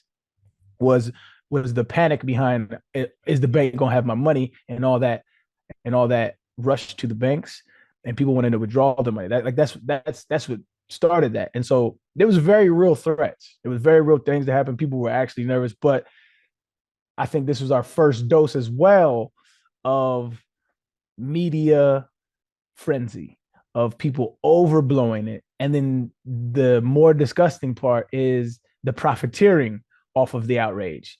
So it became a doomsday situation where anytime it was like when COVID happened, like the first thing people did was stock up on toilet paper. Like there was a toilet paper shortage, right? So those kind of things are something that are obviously fueled by media hype. And it was our first dose of it. And as you can see, we've learned so much from it. But the consequences weren't as dire as they were being presented. They were going to say planes were falling out of the sky and stuff like that. That was never going to be the case, but there could have been a lot of real issues. But the media frenzy behind it, I feel like spurred a lot of the conspiracy theories, and also spurred a lot of it was nothing because y'all made it so big. Do you recall if you were scared back in 1999? I wasn't. If it was on your radar? I wasn't, but it also could have been, I was ignorant. I had no idea. I think we had a home computer, but it was just not a big part of our life. Like I had a home computer, and I used it to, honestly, there was this one website that I always went to, salwilliams.com. And he was a poet. He's my favorite poet of all time. And I was on a message board. And I was on that message board. I was on a few like rap message boards. And so I used it for shit like that. Messenger, iMessage, shit like that. And so it just wasn't a big part of my life. So I was like, okay, some computer. But obviously I didn't have a bank account. I didn't understand how, airlines were. I didn't understand none of the banks, and I didn't understand how any of that worked. So personally, I wasn't. But I remember it being a thing. I remember like the adults were always talking about how scary it's going to be. And we didn't doomsday prep though. Like we didn't get canned food, and we were too broke to doomsday prep. We was like, we've been doomsday prepping for our whole life. So. What was your experience? Where were you at when it was all popping off? I do clearly remember my dad trying to explain what it was to me, and I was very young at the time. And then I remember him being like, worst case scenario, people think like, yeah, planes fall from the sky, like trains stop working and collide and stuff. But it seemed like leading up to it, just talking to my parents, they were kind of like, yeah, it seems like the government has it under control. Right. And but I do remember kind of like right after the clock struck 12 being like, okay, do I like hear any explosions? Am I seeing any weird shit? Yeah. And that was not the case.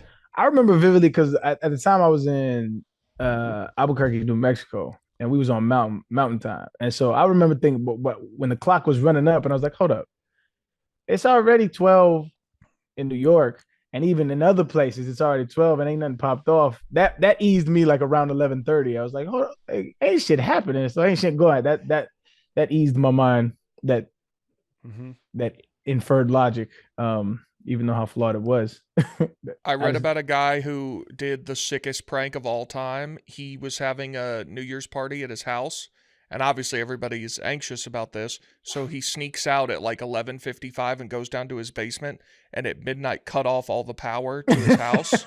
Wait, which is like the most awesome prank ever, because you can only do that. That was the only time that would ever work. And it was awesome. Shout out Someone to I him, knew man. did I hope that. he's living an amazing life. Yeah, I want to meet that guy. Where did you hear that story?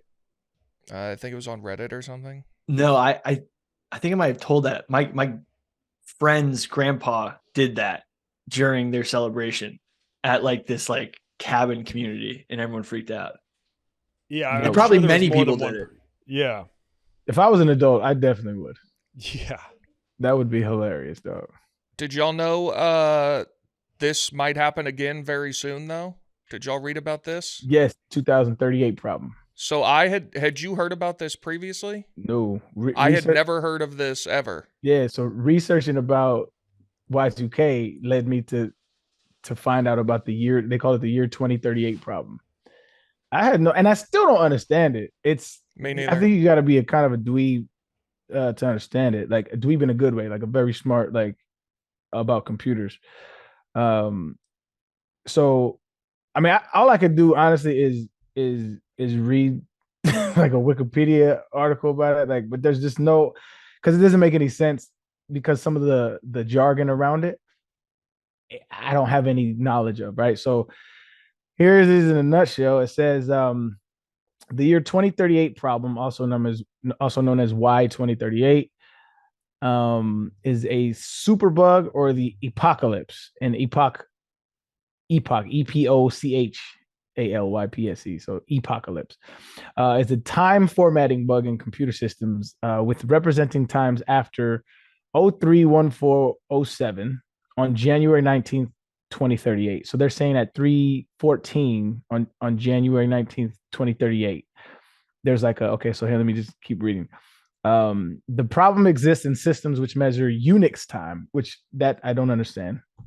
The number of seconds elapsed since the Unix epoch 00000 UTC on January 1, 1970, and store it in a signed 32-bit integer. The data type is only capable of representing integers between 2 to the 31st power and 2 to the 31st power minus 1. Again, no fucking negative 2 to the 31st power. Sure. Meaning the latest time that can be properly encoded is 2 to the 31st power minus 1 seconds after epoch 031407 UTC on January 19th, 2038. Attempting to increment to the following second will cause the integer to overflow, setting its value at negative 2 to the 31st power, which systems will interpret as 2 to the 31st seconds before epoch 204552 UTC on December 13th, 1901. The problem is similar to the nature of the year 2000 problem. Computer systems that use time for critical computations may encounter fatal errors if the Y2038 problem is not addressed. Some applications that use future dates have already encountered the bug. The most vulnerable systems are those which are infrequently or never updated, such as legacy or embedded systems. There's no universal solution to the problem, though many modern systems have been upgraded to measure Unix time with a signed 64-bit integers.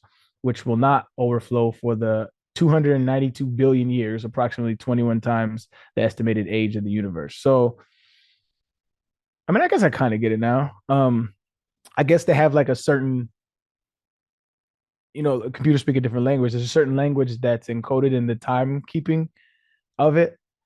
And if it, I guess it resets similar to the year from 99 to 2000. I guess it resets at that specific time. And so it's a similar problem. I would, and this is a question for a computer engineer. I know nobody here can answer it.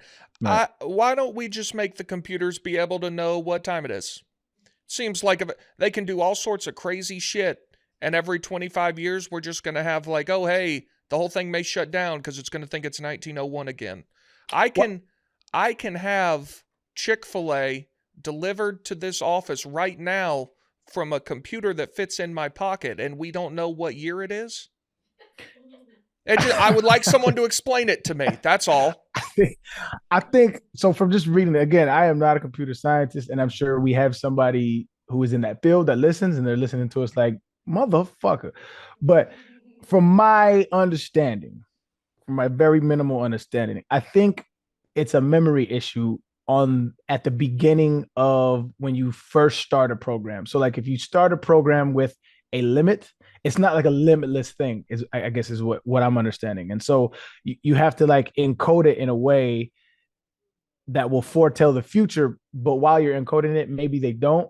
I think that's the issue, which is why I think they have to update it. I mean, the fact that your phone updates, right, means that it doesn't have all the information needed to operate and function in the way that is most efficient. That's why Apple sends you updates, right? Or Google sends you updates. So you always have to constantly update software and hardware because of unforetold issues. And I think this is very similar, if I'm understanding it correctly, which I may not be, but it's just, I mean, this is why you go to school for this shit. It's computer science is a real thing. Like I got into like looking at like quantum computers and stuff like that. I kind of went off on a tangent when I was researching some of this, but it's a science that I'm not that privy to understand. But from my basic, very low level understanding, and shit is not easy to grasp, for sure. Just seems like with all the things we can do, I just know what year it is. I don't know. Figure it out. I think we'll have this resolved by 2038. There's also another 2038 problem that has to do with like GPS. So besides this 2038 problem, later that year, there's a GPS week number rollover, which sort of it doesn't have to do with Unix, but it has to do with how GPS tracks position and time. And it caused an integer overflow. I think that was kind of like what the other one happened to. I think this is the same thing. No, there's two. And it already happened in 2019. Shout out GPS. I think that's one of the goated inventions of the last 20 years. I remember talking to my grandparents, and they were like, they used to drive from Massachusetts to Florida, and they would go to the library and be like, we're going to drive to Florida. And the library would like give them a map, just like a giant map book that was just like how to get from Massachusetts to Florida page by page. Yeah, my great grandma had one of those in her car all the way through till she died. Like, just always kept that. Now, like I can't even find a solid pizza place without using GPS, just bringing up Google Maps, typing in best pizza near me, and just walking around staring at my phone. I mean, even 15 years ago, people still like printed things off MapQuest. Yeah. And now it's just I have to say, I think GPS is atrophying our brains because we're not using the navigation part of our brain. And it's making us stupid. And I used to say that, and recently there's been an article that came out that dementia patients lose their ability to navigate first. I'll bring up the evidence. I'm not saying that. You're directly linking that to GPS. Yeah. Well, dementia, people with dementia are usually in their what, 60s, 70s, 80s. We're talking Okay. about people who never really used GPS their whole life.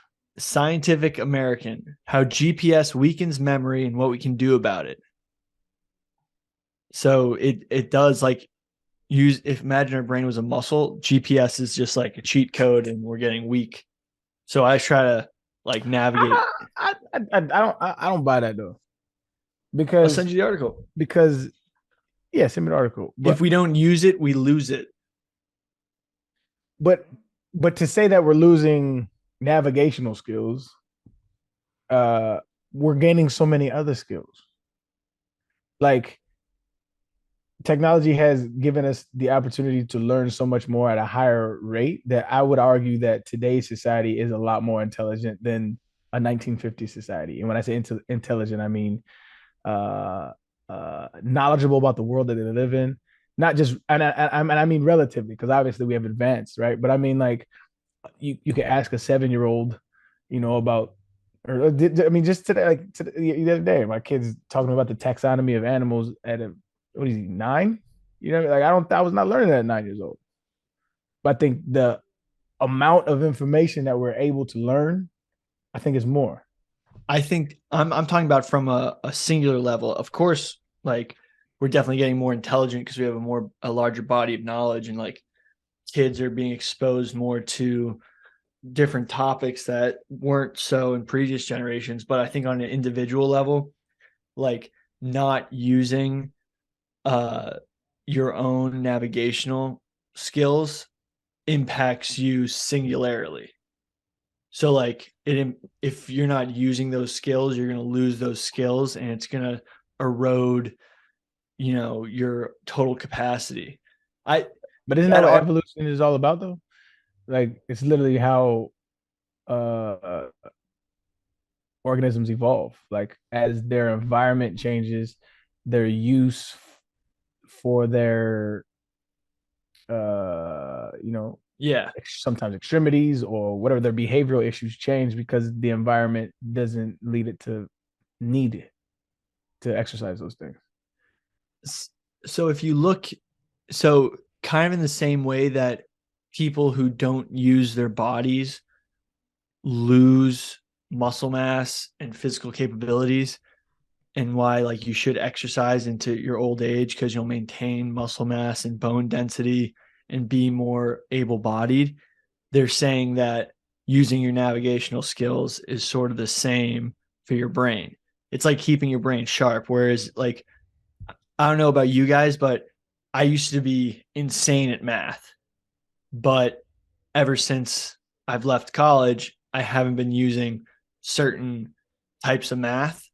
And I'm like terrible at something that I used to be sick at.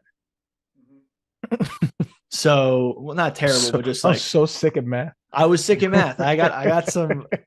I have some stats to back it up. That's just a funny thing to me. I'm so sick at math. I'll fuck you up in math, dude. You want to do a mad minute right now? Video games, I feel like can help, like are like a solid exercise for navigation because like you got to remember like how to find the secret potion in a game or something like that. But there's still maps in Warzone. There's maps in GTA as well. Yeah. But it helps maps, like if you can I think after a while you just start to remember the map and not have to use it. It definitely does help exercise your brain, like doing different video games. I mean, playing in itself is just it's supposed to be education. Like the reason why kids play. Yeah. I think that's sometimes the best education is what you learn from playing. Where it's like kids who grew up not really playing with friends and they just like have tutors. That's what happens a lot in China. The parents are just like, you're going to get a math tutor, a piano tutor, an English tutor, and then they have zero time just to play with their friends. And I feel like that's where you learn a lot of the real world skills. That's facts. I went like my youngest daughter in school right now.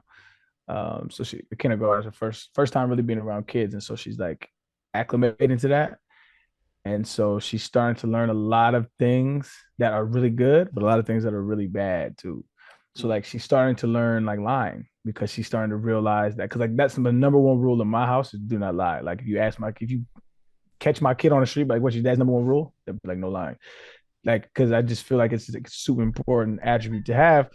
This is a little bit of parental advice for anybody out there. Like and what I tell them is like I'm not a control freak. It's just like if you get I'm always on your team. Like if you do bad, if you do good, I'm on your team.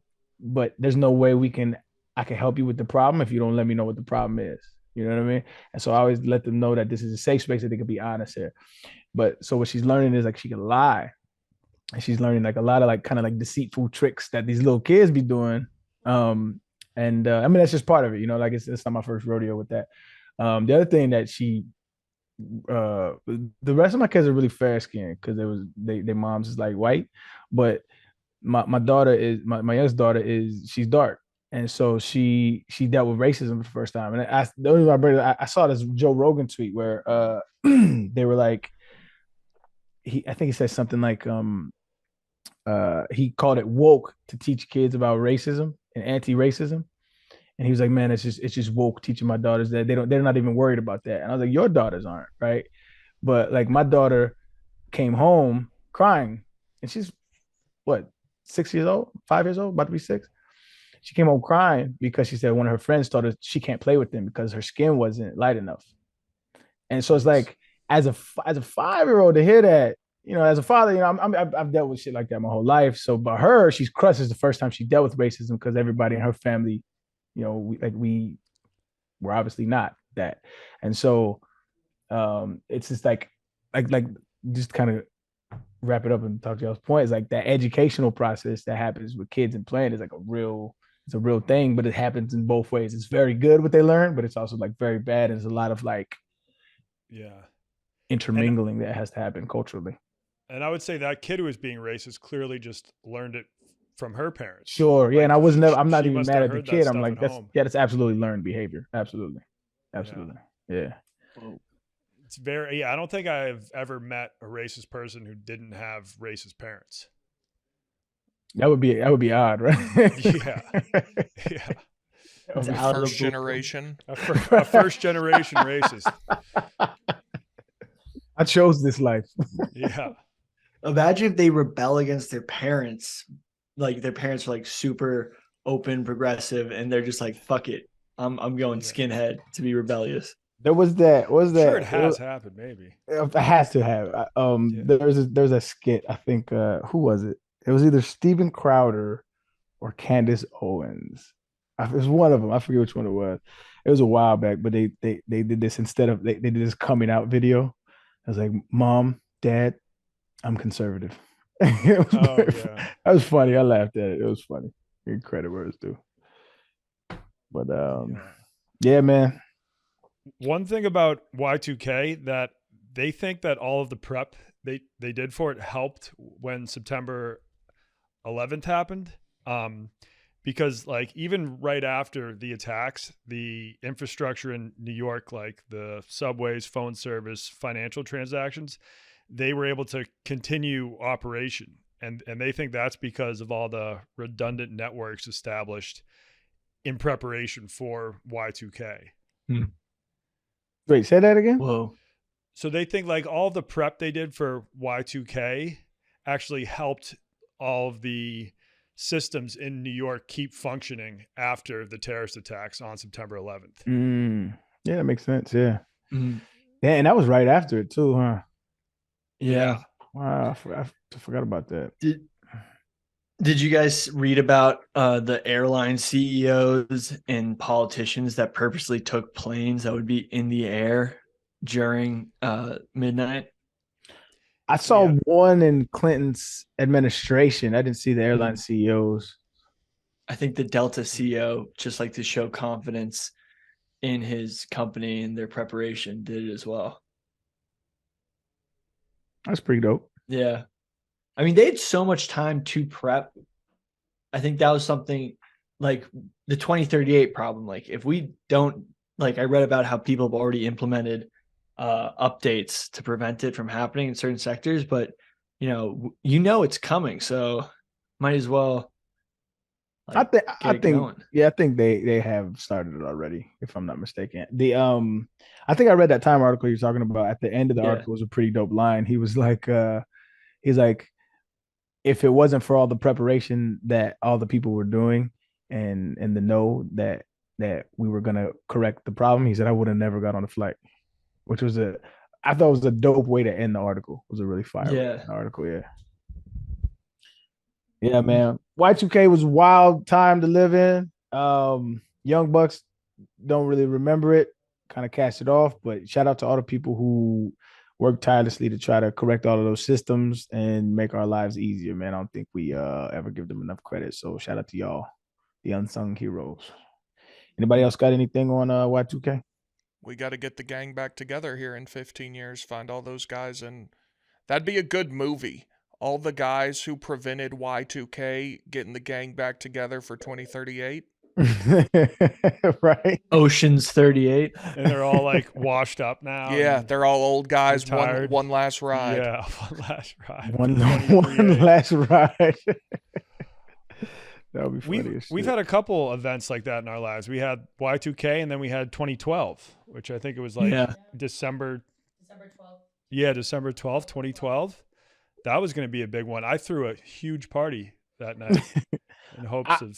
I always thought that one was going to be during it. I was like, yo, this is bullshit. Because it was like a Mayan calendar. Yeah. Give us a small breakdown of what it was. The Mayan or Aztec calendar. It was the Mayans. It was Mayans, yeah. The Mayan calendar ended. They like tracked when it exactly would end. I think it was December 21st, 2012. Yeah. And was that was 1-2-2-1-1-2? I think it was the 21st because I remembered thinking at the time like it should be 12-12-12. This is stupid. Yeah.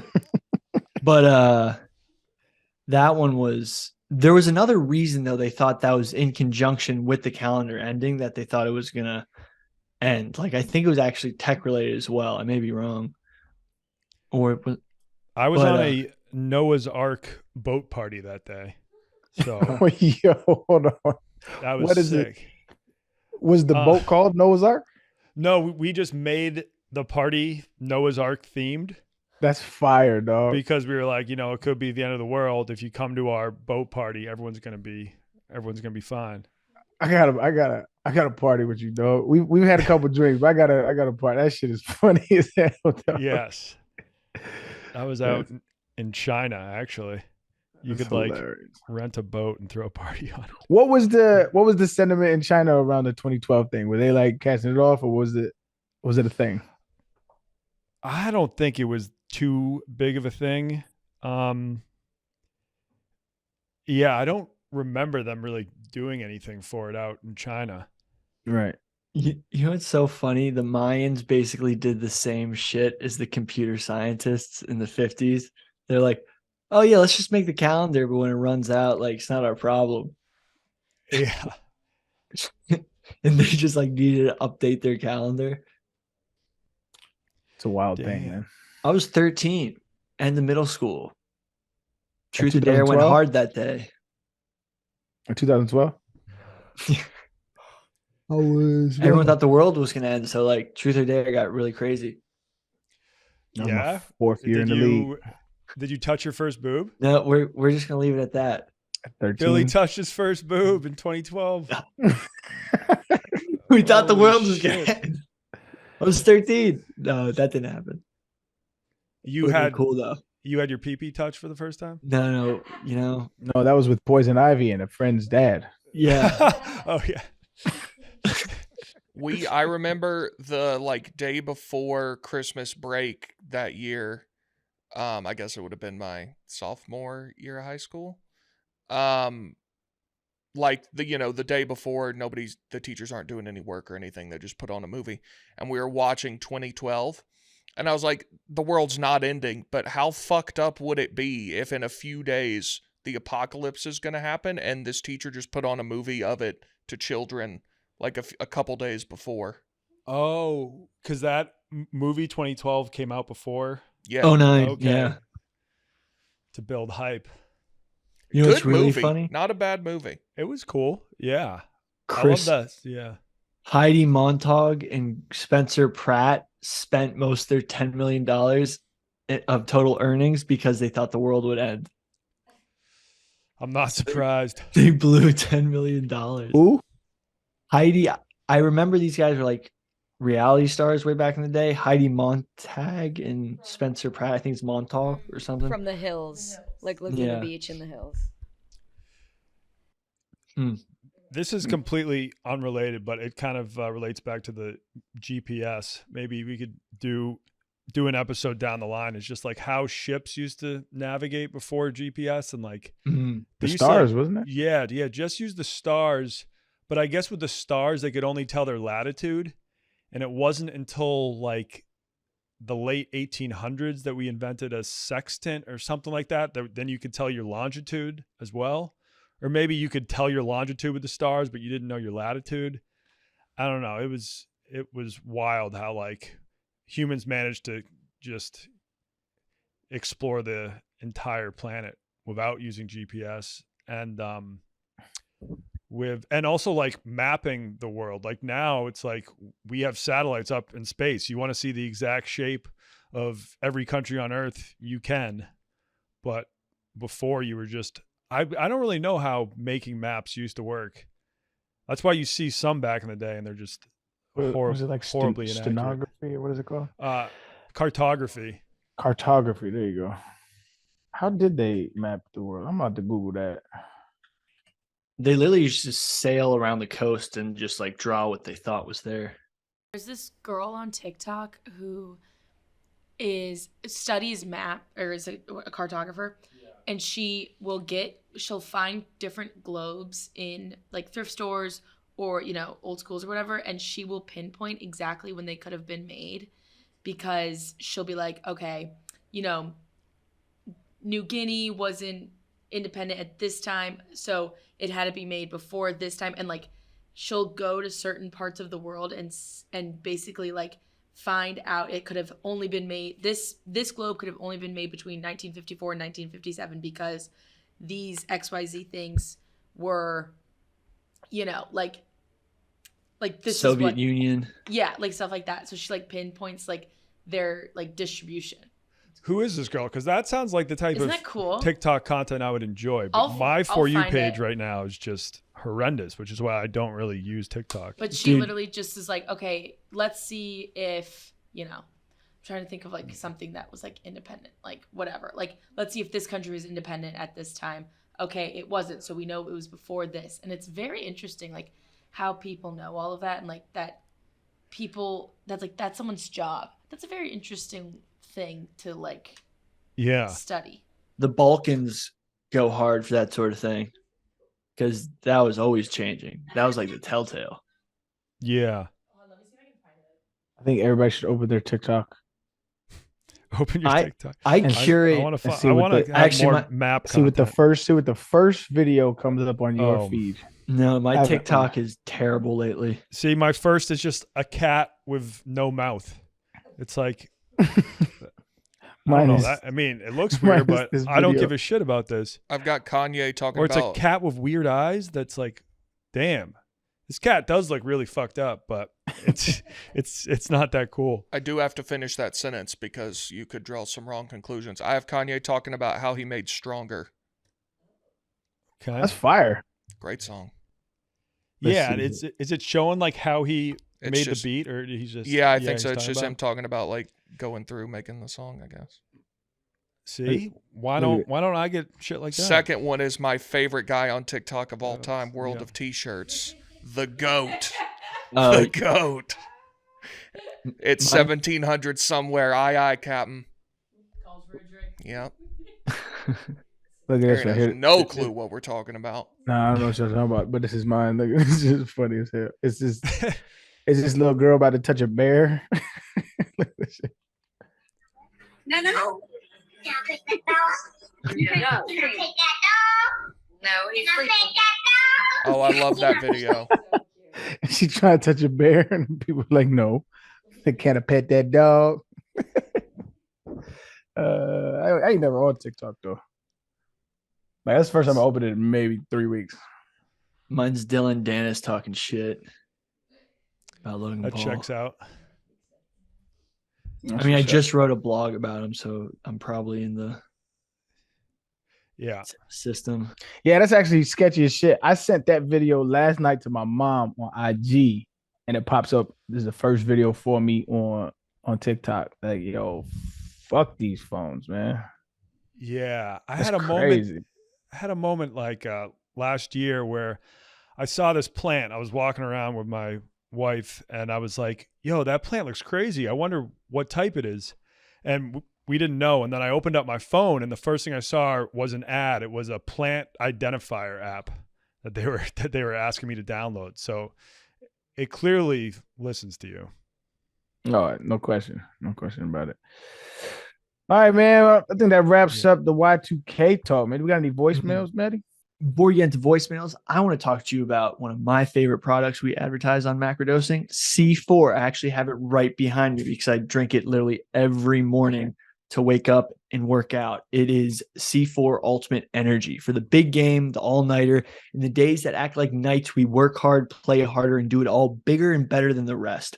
Formulated with 300 milligrams of caffeine, Ultimate Energy packs an extra punch and breaks boundaries. Just ask Lil Yachty, who uses C4 Ultimate Energy to help fuel him on his tour this fall. With zero sugar, no artificial flavors, C4 Ultimate provides supercharged energy in delicious flavors such as orange cream, fruit punch, Freedom Ice, my favorite, and Arctic Snow Cone. The Freedom Ice tastes like your favorite rocket ice pop. C4 Ultimate Energy. Get supercharged at c4energy.com or find it near you at findc4.com. I love C4 every morning religiously before I work out.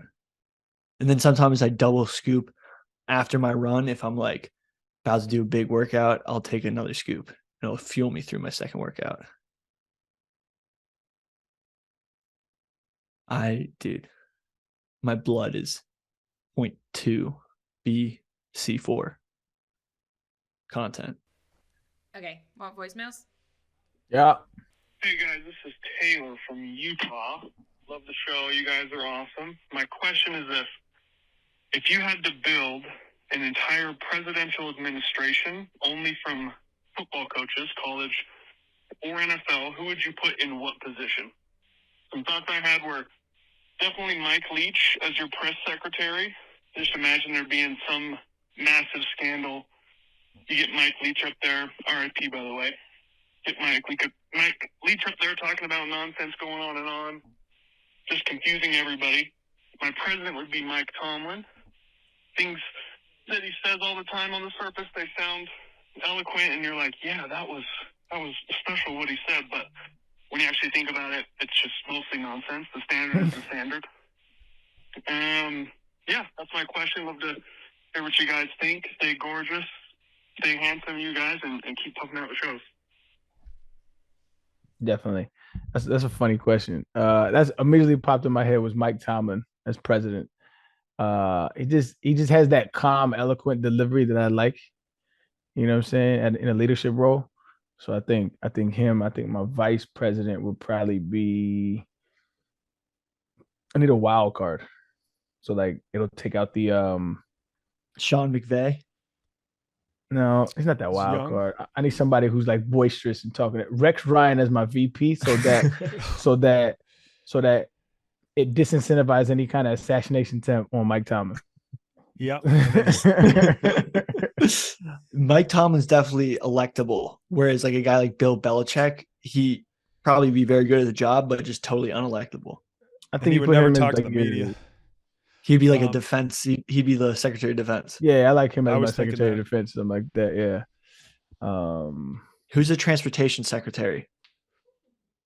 Have to go with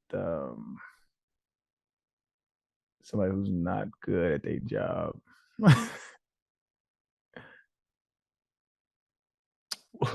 What if we make a Nick Sirianni just for the tush push? Just for punching it through. That's a funny question. Big T, got no takes on this, man. You know more head coaches than I'm they got. trying to. I guess I'm trying too much to match. Like I'm looking at all the positions: agriculture, commerce, defense, all that, and just trying. Like I don't know. I mean, Saban has to be on there somewhere. He's run the best program in college football for 15 years. What's the most stable position in an administration? Like Head the of the one, CIA. really, head of the. That's maybe Kirby Smart, Secretary of Defense. Their defenses under him have been nasty. Okay. I mean, Saban has to be maybe, I don't know, Homeland Security. That's an important job. I like that one. I like that one for him. I like that pick. Mm. I like Secretary of State, you'd want like who's the coach that gets along with all the other coaches? Like who do you say is the most well liked amongst other coaches? Because that's who you would want as the Secretary of State. that pick. Mike McDaniel, Secretary of Agriculture. Uh, It's all about that green. Like I have no idea who's well liked by other coaches. I'm not sure. Yeah, I don't know. Housing and urban development. Who's doing that? Shout out Dr. Ben Carson. Who builds the best program? Deion Sanders. Because he builds. I like that pick. I like that pick a lot. Actually, I'd make Deion. Deion could definitely be president. He might be eventually. Yeah, you know, I take Like, that for back. real. I take that back. I don't want Rex Ryan as my. I want Dion as my. That's as a my good VP. call. Yeah, Dion is my VP because you gonna get what you get if you take out Mike Thomas. So yeah, I like that. I like that pick for my VP. That's funny. That's funny. Bullshit. So we gotta have our cabinet can't just be all men. There needs to be some. Well, Well, it was football coaches. which are Well, there are female football coaches. Name They them. said There are? they said head coaches though. Okay. Wait, but are there female Yeah. assistant coaches? There's one on the Browns. Yeah, I'm pretty sure Oh, the yeah. Johnson. Giants.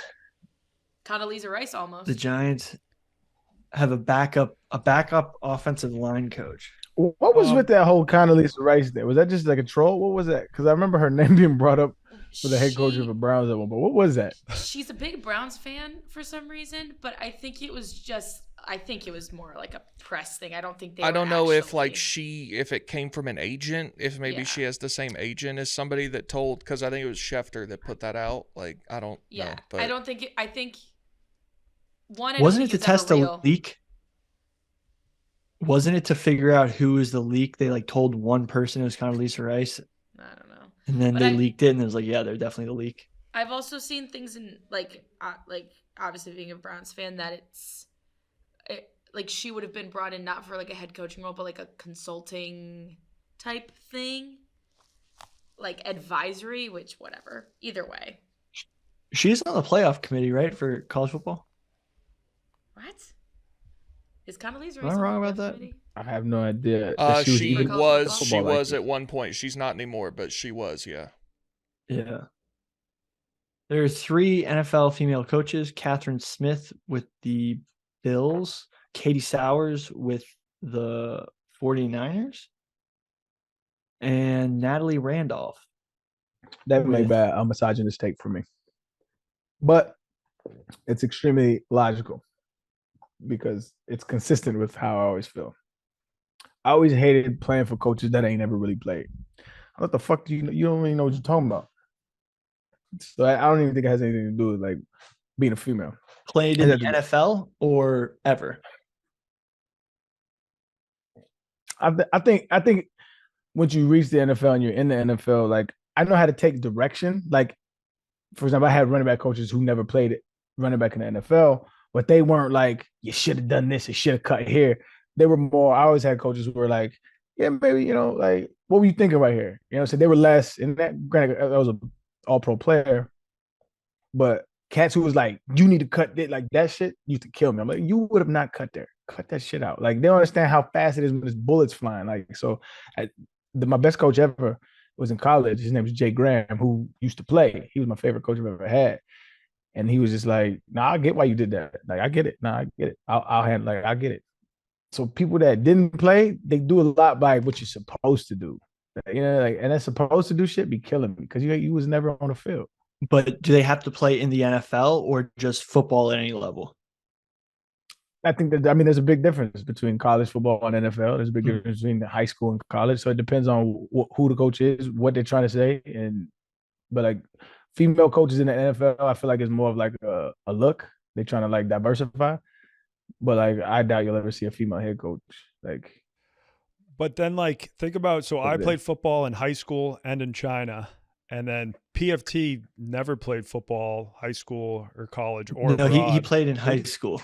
Oh, he played high school? Oh, Yeah. yeah. I don't think he well, ever saw the fields. all right, so he might not be a good example, but there are people at this company that never played football, but yeah, but they know more about the sport, I would say, than me. Like if I was going to be a coach, or if Big Cat was going to coach, I would think Big Cat would be a better coach just because of how much football he consumes on TV. again, it depends, I right? don't So know. Maybe not like though. it be them dudes who was like GAs, right? Who like never played but can tell you everything about this coverage, and if you run this play, it goes good against this coverage, and yada yada. You got to throw it here. But like when you in that pocket and you feel somebody on your neck, that can fuck with it. You know what I'm saying? So like being cognizant of like field awareness and play. Like a lot of coaches who have never played, they just discount that shit. They'll be like, man up. And I'm like, it's easy for you to say that because you never did it. You know what I mean? Like, but if somebody did it, I have more respect for them because they understand they're saying it from a place of like, dog, there's a way to get around what you felt to get done what you got to get done. And they usually explain it in a much more I don't know, palatable way than coaches who have never played. They're usually the assholes. They're usually like, shit the fool, get somebody in here that can. I'm like, anybody can do what you do. You sit up there and watch film all day, you dork. Like anybody can do Stephen that shit. Che. Yeah, that's what I'm saying. Stephen Che's a Dude. dork. I got so mad at Stephen Che when he was trying to say that he could throw a completion in an NFL game. Like He's never played a single down. He's so physically disconnected from the sport of football. It's ridiculous. I don't know who that is. He's the definition of a NARP. NARP. It's a NARP. I was just gonna say dork. Person. A what? A non-what? Non-athletic regular person. Is that a real acronym? That's an acronym that gets used in certain places. Okay, I've never heard that one. D3 usually schools, small D3 schools. Yeah. I mean, I'm not necessarily against coaches that ain't played, but it also depends on they delivery. I've had coaches who are really like, hey man, like you got to get this done or else this will happen. The other dude's like, you piece of shit, like that type shit, especially for dudes who never played and used to get folded up in high school. Like, bro, shut up. Shut that shit up. Somebody just gave you the whistle, man. Shut up. I hated that shit. I'm passionate. All right. Anyway, I'm off my high horse. Yeah. What do you think commentating? Do you think people who didn't play football should be able to commentate on the sport? Yeah, I think so. Yeah, that's different. Explaining entertainment is much different than being actually in it, right? So I think like for instance, like Gus Johnson to me, I enjoy watching games commented by Gus Johnson. I love his voice. And although he might not know all the intricacies of football, he's passionate. He's excited about that. And I love that shit. He makes the game fun to watch. Like, I mean, honestly, I would not want to watch a game commented by Bill Belichick. That would be boring as shit, right? And Bill Belichick is one of the most knowledgeable coaches of all time. So I think commenting is very different. There's an entertainment value to it, to where, like, who was a perfect marriage of that? John Madden. Yeah. He had a great voice. He knew what the fuck he was talking about. He played. He coached for years. Like, it was a perfect marriage of somebody who knows and understands football and was great at commenting at it. It was a perfect marriage. I'm RIP, man.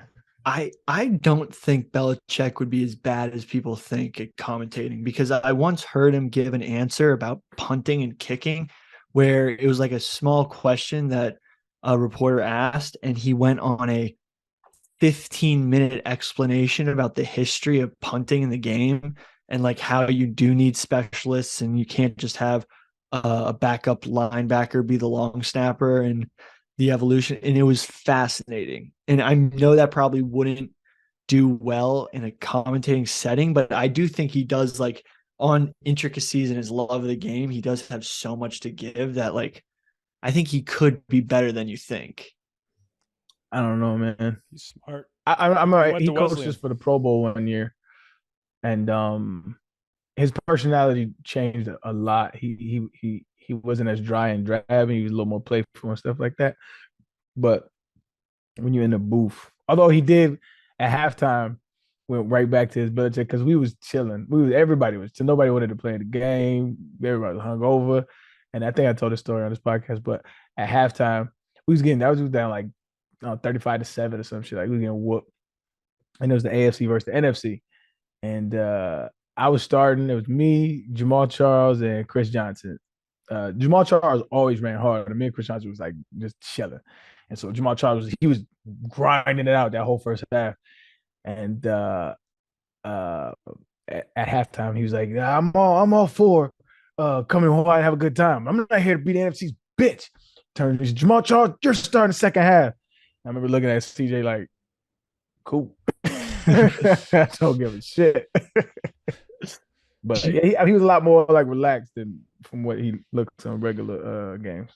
Do you think that any of the coaches drink during the Pro Bowl? Yeah, everybody get faded. I don't know about during the game, but like during the week, yeah, the whole everybody. Wait, do I remember you saying this, but people were actually drinking during the game? I didn't see that. I mean, it's possible, but I didn't see that. Okay. I know I was drinking the day before. Everybody was just lit. Whole squad, everybody just having. It's just a good time, man. It's like you celebrating you work your entire life to get commemorated for your accolade of being one of the best out and shit. It was a good time. Whole family there. Dope. Imagine if Bill Belichick got hammered during the Pro Bowl game. He just loses it up. I would like to see him drunk in general. That would be fun to see him drunk just in general. Clinton Portis used to take shots of Hennessy before games. I know a couple dudes that did that actually. It was just like to take the nerves down and the edge off. I know a couple dudes that did that. Yeah, I think if it's just one, maybe two shots, you're good. Yeah. Hit that sweet spot. Yeah, just to get that like, fuck it, here we go shit. Because there's a point when you reach, like when you had the first little bit of drink, that I'm feeling, you know what I'm saying? I feel untied, but you still got your motor functions. But then there's a point where you reach where you feel that, but then you just sloppy. Do guys still puke before games in the NFL? I haven't been in the NFL in a while, but when I was there, that happened. Yeah. Like I have a video of one of my guys, I ain't gonna outie, but one of my guys did that every game. It was fucking hilarious. Because throughout like football, you meet guys who puke before every game. And I ever wonder, like, do any of them get to the NFL? Like the pregame puke guys? Mm-hmm. Yep. I have a dude that did it every game. And every time he would puke, he would just like say random names. It would be like the trainer, right? Rolando Ramirez. He would puke and be like, fuck you, Rolando. Puke, like, fuck you, Steven. Just randomly. What's wrong with you, bro? Just because of is that just like pure nerves and like adrenaline? I couldn't tell you why he did it, but I would think like my nervous thing, I would always have to pee. I would have to go to the bathroom. And so like I would exhaust myself from peeing because like I gotta pee again, dog. So I just be holding that shit. But everybody had their own little quirk because it's a battle, dog. It's like I always say, like I couldn't imagine how it feels playing in the NBA. Like your nerves are like, okay, I don't want to fuck up. Or in baseball, like I don't want to fuck up. You know what I mean? Golf is like, I might duff a shit. You know what I'm saying? But your nerves in football come from like, I could break a fucking leg. I could get like ribs. You know what I'm saying? Shoulder, like shit is real. Neck, concussed, knocked out. Like it's a real like you going to battle. So like the nerves for football games were like heightened, man, heightened. But do one more voicemail. I'm glad on the other side of that. That sounds terrible. It's a horrible way to live. I ain't gonna lie. Yeah. But you still miss that hype before. I don't miss that shit. You don't? The shit before the game was the worst shit in the world, bro. But the hype, like I have a men's league basketball game with the Barstool squad. It's basketball. Videos will be coming out, but like even that pregame like hype, like even though it's not football, I still get like excited. But it's basketball. Like I know, but I would get it for football too. Like I don't miss that football shit, man. Them shits was live bullets, doggy. They could have that shit. Fuck that. But it was because dope. it was like it's the anxiety that comes with. I think that's where a lot of my anxiety comes from nowadays. It's like that spike in adrenaline for years before a game. it just wears on you over time. And I haven't had that feel in a very long time. And I just do not miss that feeling of like, dog, this shit's about to pop. Like it's like you going to war almost. Like, you know what I'm saying? Minus like the the obviously threat of death, but there's a real threat of physical harm. Yeah. Break shit, dudes. And on top of that, like say your contract situation isn't what you want it to be, to where it's like I've done all this, I can get injured in this game and never get anything from it. You know what I'm saying? And now, after this, I just got to go find a job. Like that shit, all those anxieties just weigh on you. And it was exhausting mentally, physically. It was exhausting. What about in high school? Like when it was lower stakes? Well, maybe not, but it was like simpler. Yeah. Was that exciting? Yeah, I mean, it was all exciting. Don't get me wrong, Yeah. but I just don't miss. I Yeah. just don't miss it, though. Like maybe it could be just a me thing. Like I bet you get dudes on here like, man, that was one of my favorite things. I don't miss that shit though. I enjoy this side of retirement. I enjoy waking up in the morning, deciding what time I'm gonna golf. You know what I mean?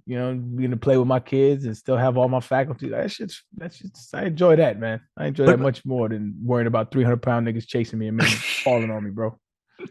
What about like when they'd play music in the locker room before a game? Like and everyone's vibing to the same song. That was more high school because in the NFL, everybody has different. Yeah. And so they don't have like music blasting at once. So I don't even think we did that in college. Everybody had headphones and stuff. So it was more like that was always funny to me though, seeing everybody's disposition and demeanor for before a game. Because you have dudes who like just would sit there and wouldn't say a fuck. Spice Adams did a great video on this. He has a little comedy video on this. Go on his Spice Adams pregame routines. I'm sure you'll find it somewhere. But he went in detail, like every like kind of like there are dudes who just like sit there and they won't say anything. There are dudes like vibing to the music. There's dudes who, and I was this guy. I would just joke around, find out like the homie who like I just joke around, like joke on niggas. There's dudes who like super serious and running around and like we about to do that type dude. And then you have the different personalities before games was always hilarious to me, man. It's wild. You were a jokester? Yeah, I used to clown. In warm-ups, you were clowning in warm-ups. And guys would get mad at you. Yeah, quarterbacks. You're like, yo, you gotta get this serious. This is serious, man. Shut up, man. Like, I was me though. That's my disposition through life though. That's my mom always like. My biggest problem is like I just don't ever take anything seriously. But we made it, mama. Shout out to you and me. All right, last voicemail. Hi, this is Austin from Indiana. Question for all of you guys. Would you rather be 5 inches taller or a scratch golfer? As a short person, I don't know. And also regarding something I said about Philly football on an older episode, that he was classless, but I think the absence of him on part of my take, and we miss him. I miss you, Billy. But also, everybody kind of hates on Billy because everybody is Billy a little bit. It's beautiful. Sometimes it's hard to face yourself. I love you. I had no idea where that last end of the voice was about to go. Sound like a Drake poem at the end. Yeah. So what was the question? He said, would you rather be 5 inches taller or what? A scratch golfer. Or a scratch golfer. Now, That's crazy. how tall are you, Arian? I'm 6'1".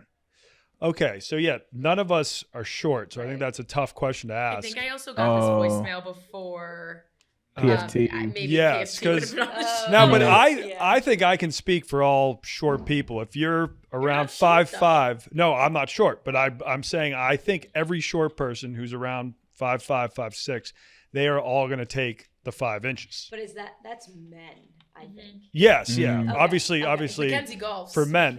I think if you're at least 6 feet, you don't necessarily need another 5 inches, especially at our age. Like we're not trying to go pro. I don't know. Would you want to be 5 inches taller? No. 6'10"? Yeah, that would be very. That sounds like that's a uncomfortable. nightmare. That would be fire though if Big T was a scratch golfer. Oh, I'd be that's the answer. I think that's the answer, almost regardless of how tall you are. Nah, I think PFT's taking the inches, bro. Yeah, he's definitely taking the inches. Actually, You depends on can how make much a golf lot he's of been money playing. being a scratch golfer. No, you can't. Sure, Under you can. scratch, right? How? gotta be better than No. Go scratch. play in tournaments and shit. No, scratch golfers aren't. So they're plus golfers. Like pros are plus golfers. So like scratch. I'm not just saying means- be in the PGA Tour, but like go play in stuff at your, local club and stuff. Yeah, you ain't You're not gonna be able to win no make You're money. gonna win living off of country that. club. Scratch golfers just means like, so like it was explained to me like this. They take like your last like 8 or 10 matches or something like that, and like it's like what you can do. Like it's what you can do. So the majority of scratch golfers don't hit par every time, right? So they're like 1 or 2 over, and sometimes they'll go under, rarely. But like it's like about, I want to say your median, but it's like what you can do. So you're not gonna win no real tournaments like that. So being a scratch golfer just means you're gonna whoop the shit out of all your friends, and then you can go to any course in the world and enjoy the course. Because a lot of times when people play golf, it's just frustrating because like you're shanking here, you're shanking there, and it's just like, fuck, what do people play this for? But when you're a scratch golfer, or like I'm at the point now where I can go to a course and I can enjoy the course. I can hit a good shot, I can hit a good approach shot, and I can enjoy the course. Like that's what scratch golfers is like. And you're really good at golf. Don't get me twisted. You're really good, and you're in the top 1% of golfers in the world. I said maybe top 10% of golfers in the world. But I don't think you can make no like real money from that shit. That's why I think PFT gonna take the inches. Yeah, because there's a lot of short people that feel like they can't date a girl that's taller than them, and there's a lot of girls that think, "Oh, I can't date a guy shorter than me." So if you get 5 inches, it opens up the dating pool a lot.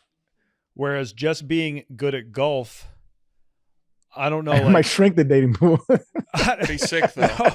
I mean, yeah, there are some girls out there that are probably just looking for a man who can swing a golf club. I'm like, I'm horrible at golf, so obviously I'll take being a scratch golfer over 5 inches. I don't want to be 6'6". But I think you can just be.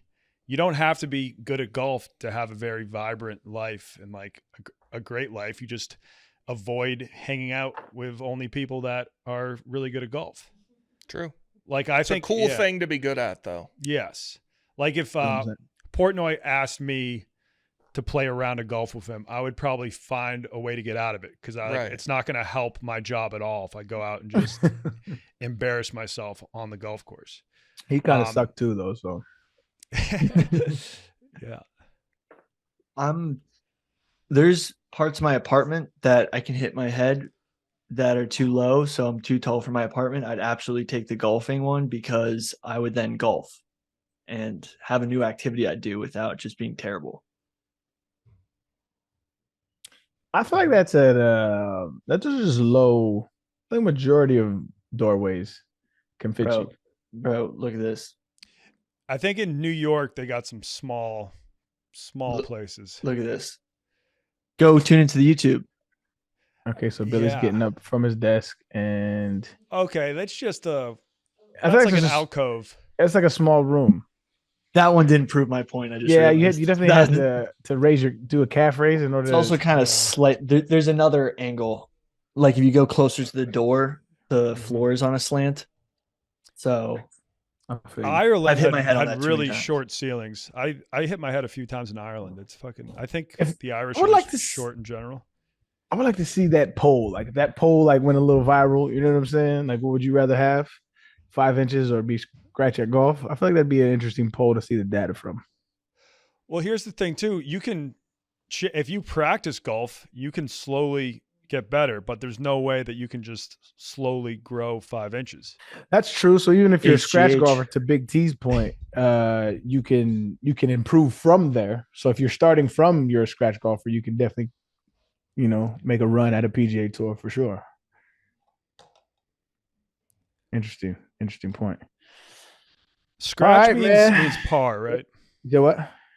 Scratch means you're par. Well, it means it means you can like hit par like that. That's like the. So right now I'm an 11 handicap, right? I'm an 11, which means it's like my ceiling. People that have a handicap, it doesn't mean they hit that all the time. It means like that's your ceiling. That's like where, like if you're having a great day, like that's what you're gonna hit. But it fluctuates. Like it's rare that you hit your ceiling, but it fluctuates. Scratch golfers like they can pretty much shoot par, if they have a good day. Okay. Yeah. All right, man. It's golf talk. Good questions. Good questions. Continue sending your voicemails, man. Y'all are interesting bunch of cats. Does anybody else have anything else? Have fun this weekend at Tennessee. Yeah, it's gonna be a fun time, go man. see Arian and PFT at Pup Punk on Friday night Yeah. Out of Bojangles? at the Bojangles I will I believe not it's be. at the Hill or at the Hill. Bar and Grill. Yes. Just Sponsored by Bojangles. Sponsored by Bojangles. Is that where I met y'all that last time at? Yes, that's where the college football show was last year. Got you. Okay, so I know where that's gonna be then. Sponsored by Yeah, come check out PFT. I'll be on the side singing white music and getting faded. Oh, I'll be in Tallahassee this weekend. Come check us out on the Pink Whitney One Last Shot tour, Also true. which is going to be at the Madison Social on Friday at 5 p.m. 705 South Woodward Street, Woodward Avenue, Tallahassee, Florida. Tommy and Rudy will also be there, and come take some Pink Whitney shots with us. There you go. Really hope Billy doesn't get in trouble this weekend. What, can we not say that? I'm like a very responsible individual nowadays. You'll be good, Billy. Yeah. Punch the Halloween employee, man. I didn't. No. I responsibly removed myself from the haunted house. All right, man. I think that wraps up today's episode. We appreciate y'all tuning in. Y2K was a thing. It's all good. Continue to subscribe to the YouTube. We still want Big T to do drugs, and I'm gonna do them with him. That's gonna be a fun day, man. So subscribe, like, share, all that shit. It helps us keep the podcast going. We appreciate you. Love you. Oh, you got one more thing, Billy? Also, YouTube video dropping. Mackenzie, when do we think we could expect that? When do you want? Thursday night or Friday? You want to do let's do a premiere Thursday night. Yeah. I'll be in the chat. There you go. Do it at 7 p.m. Billy Takes on Chicago Thursday night. Come check out the YouTube channel. Subscribe if you're just passing by, man. All right, much love. Hope y'all have a wonderful Thursday. Enjoy your day. Spread love. Peace.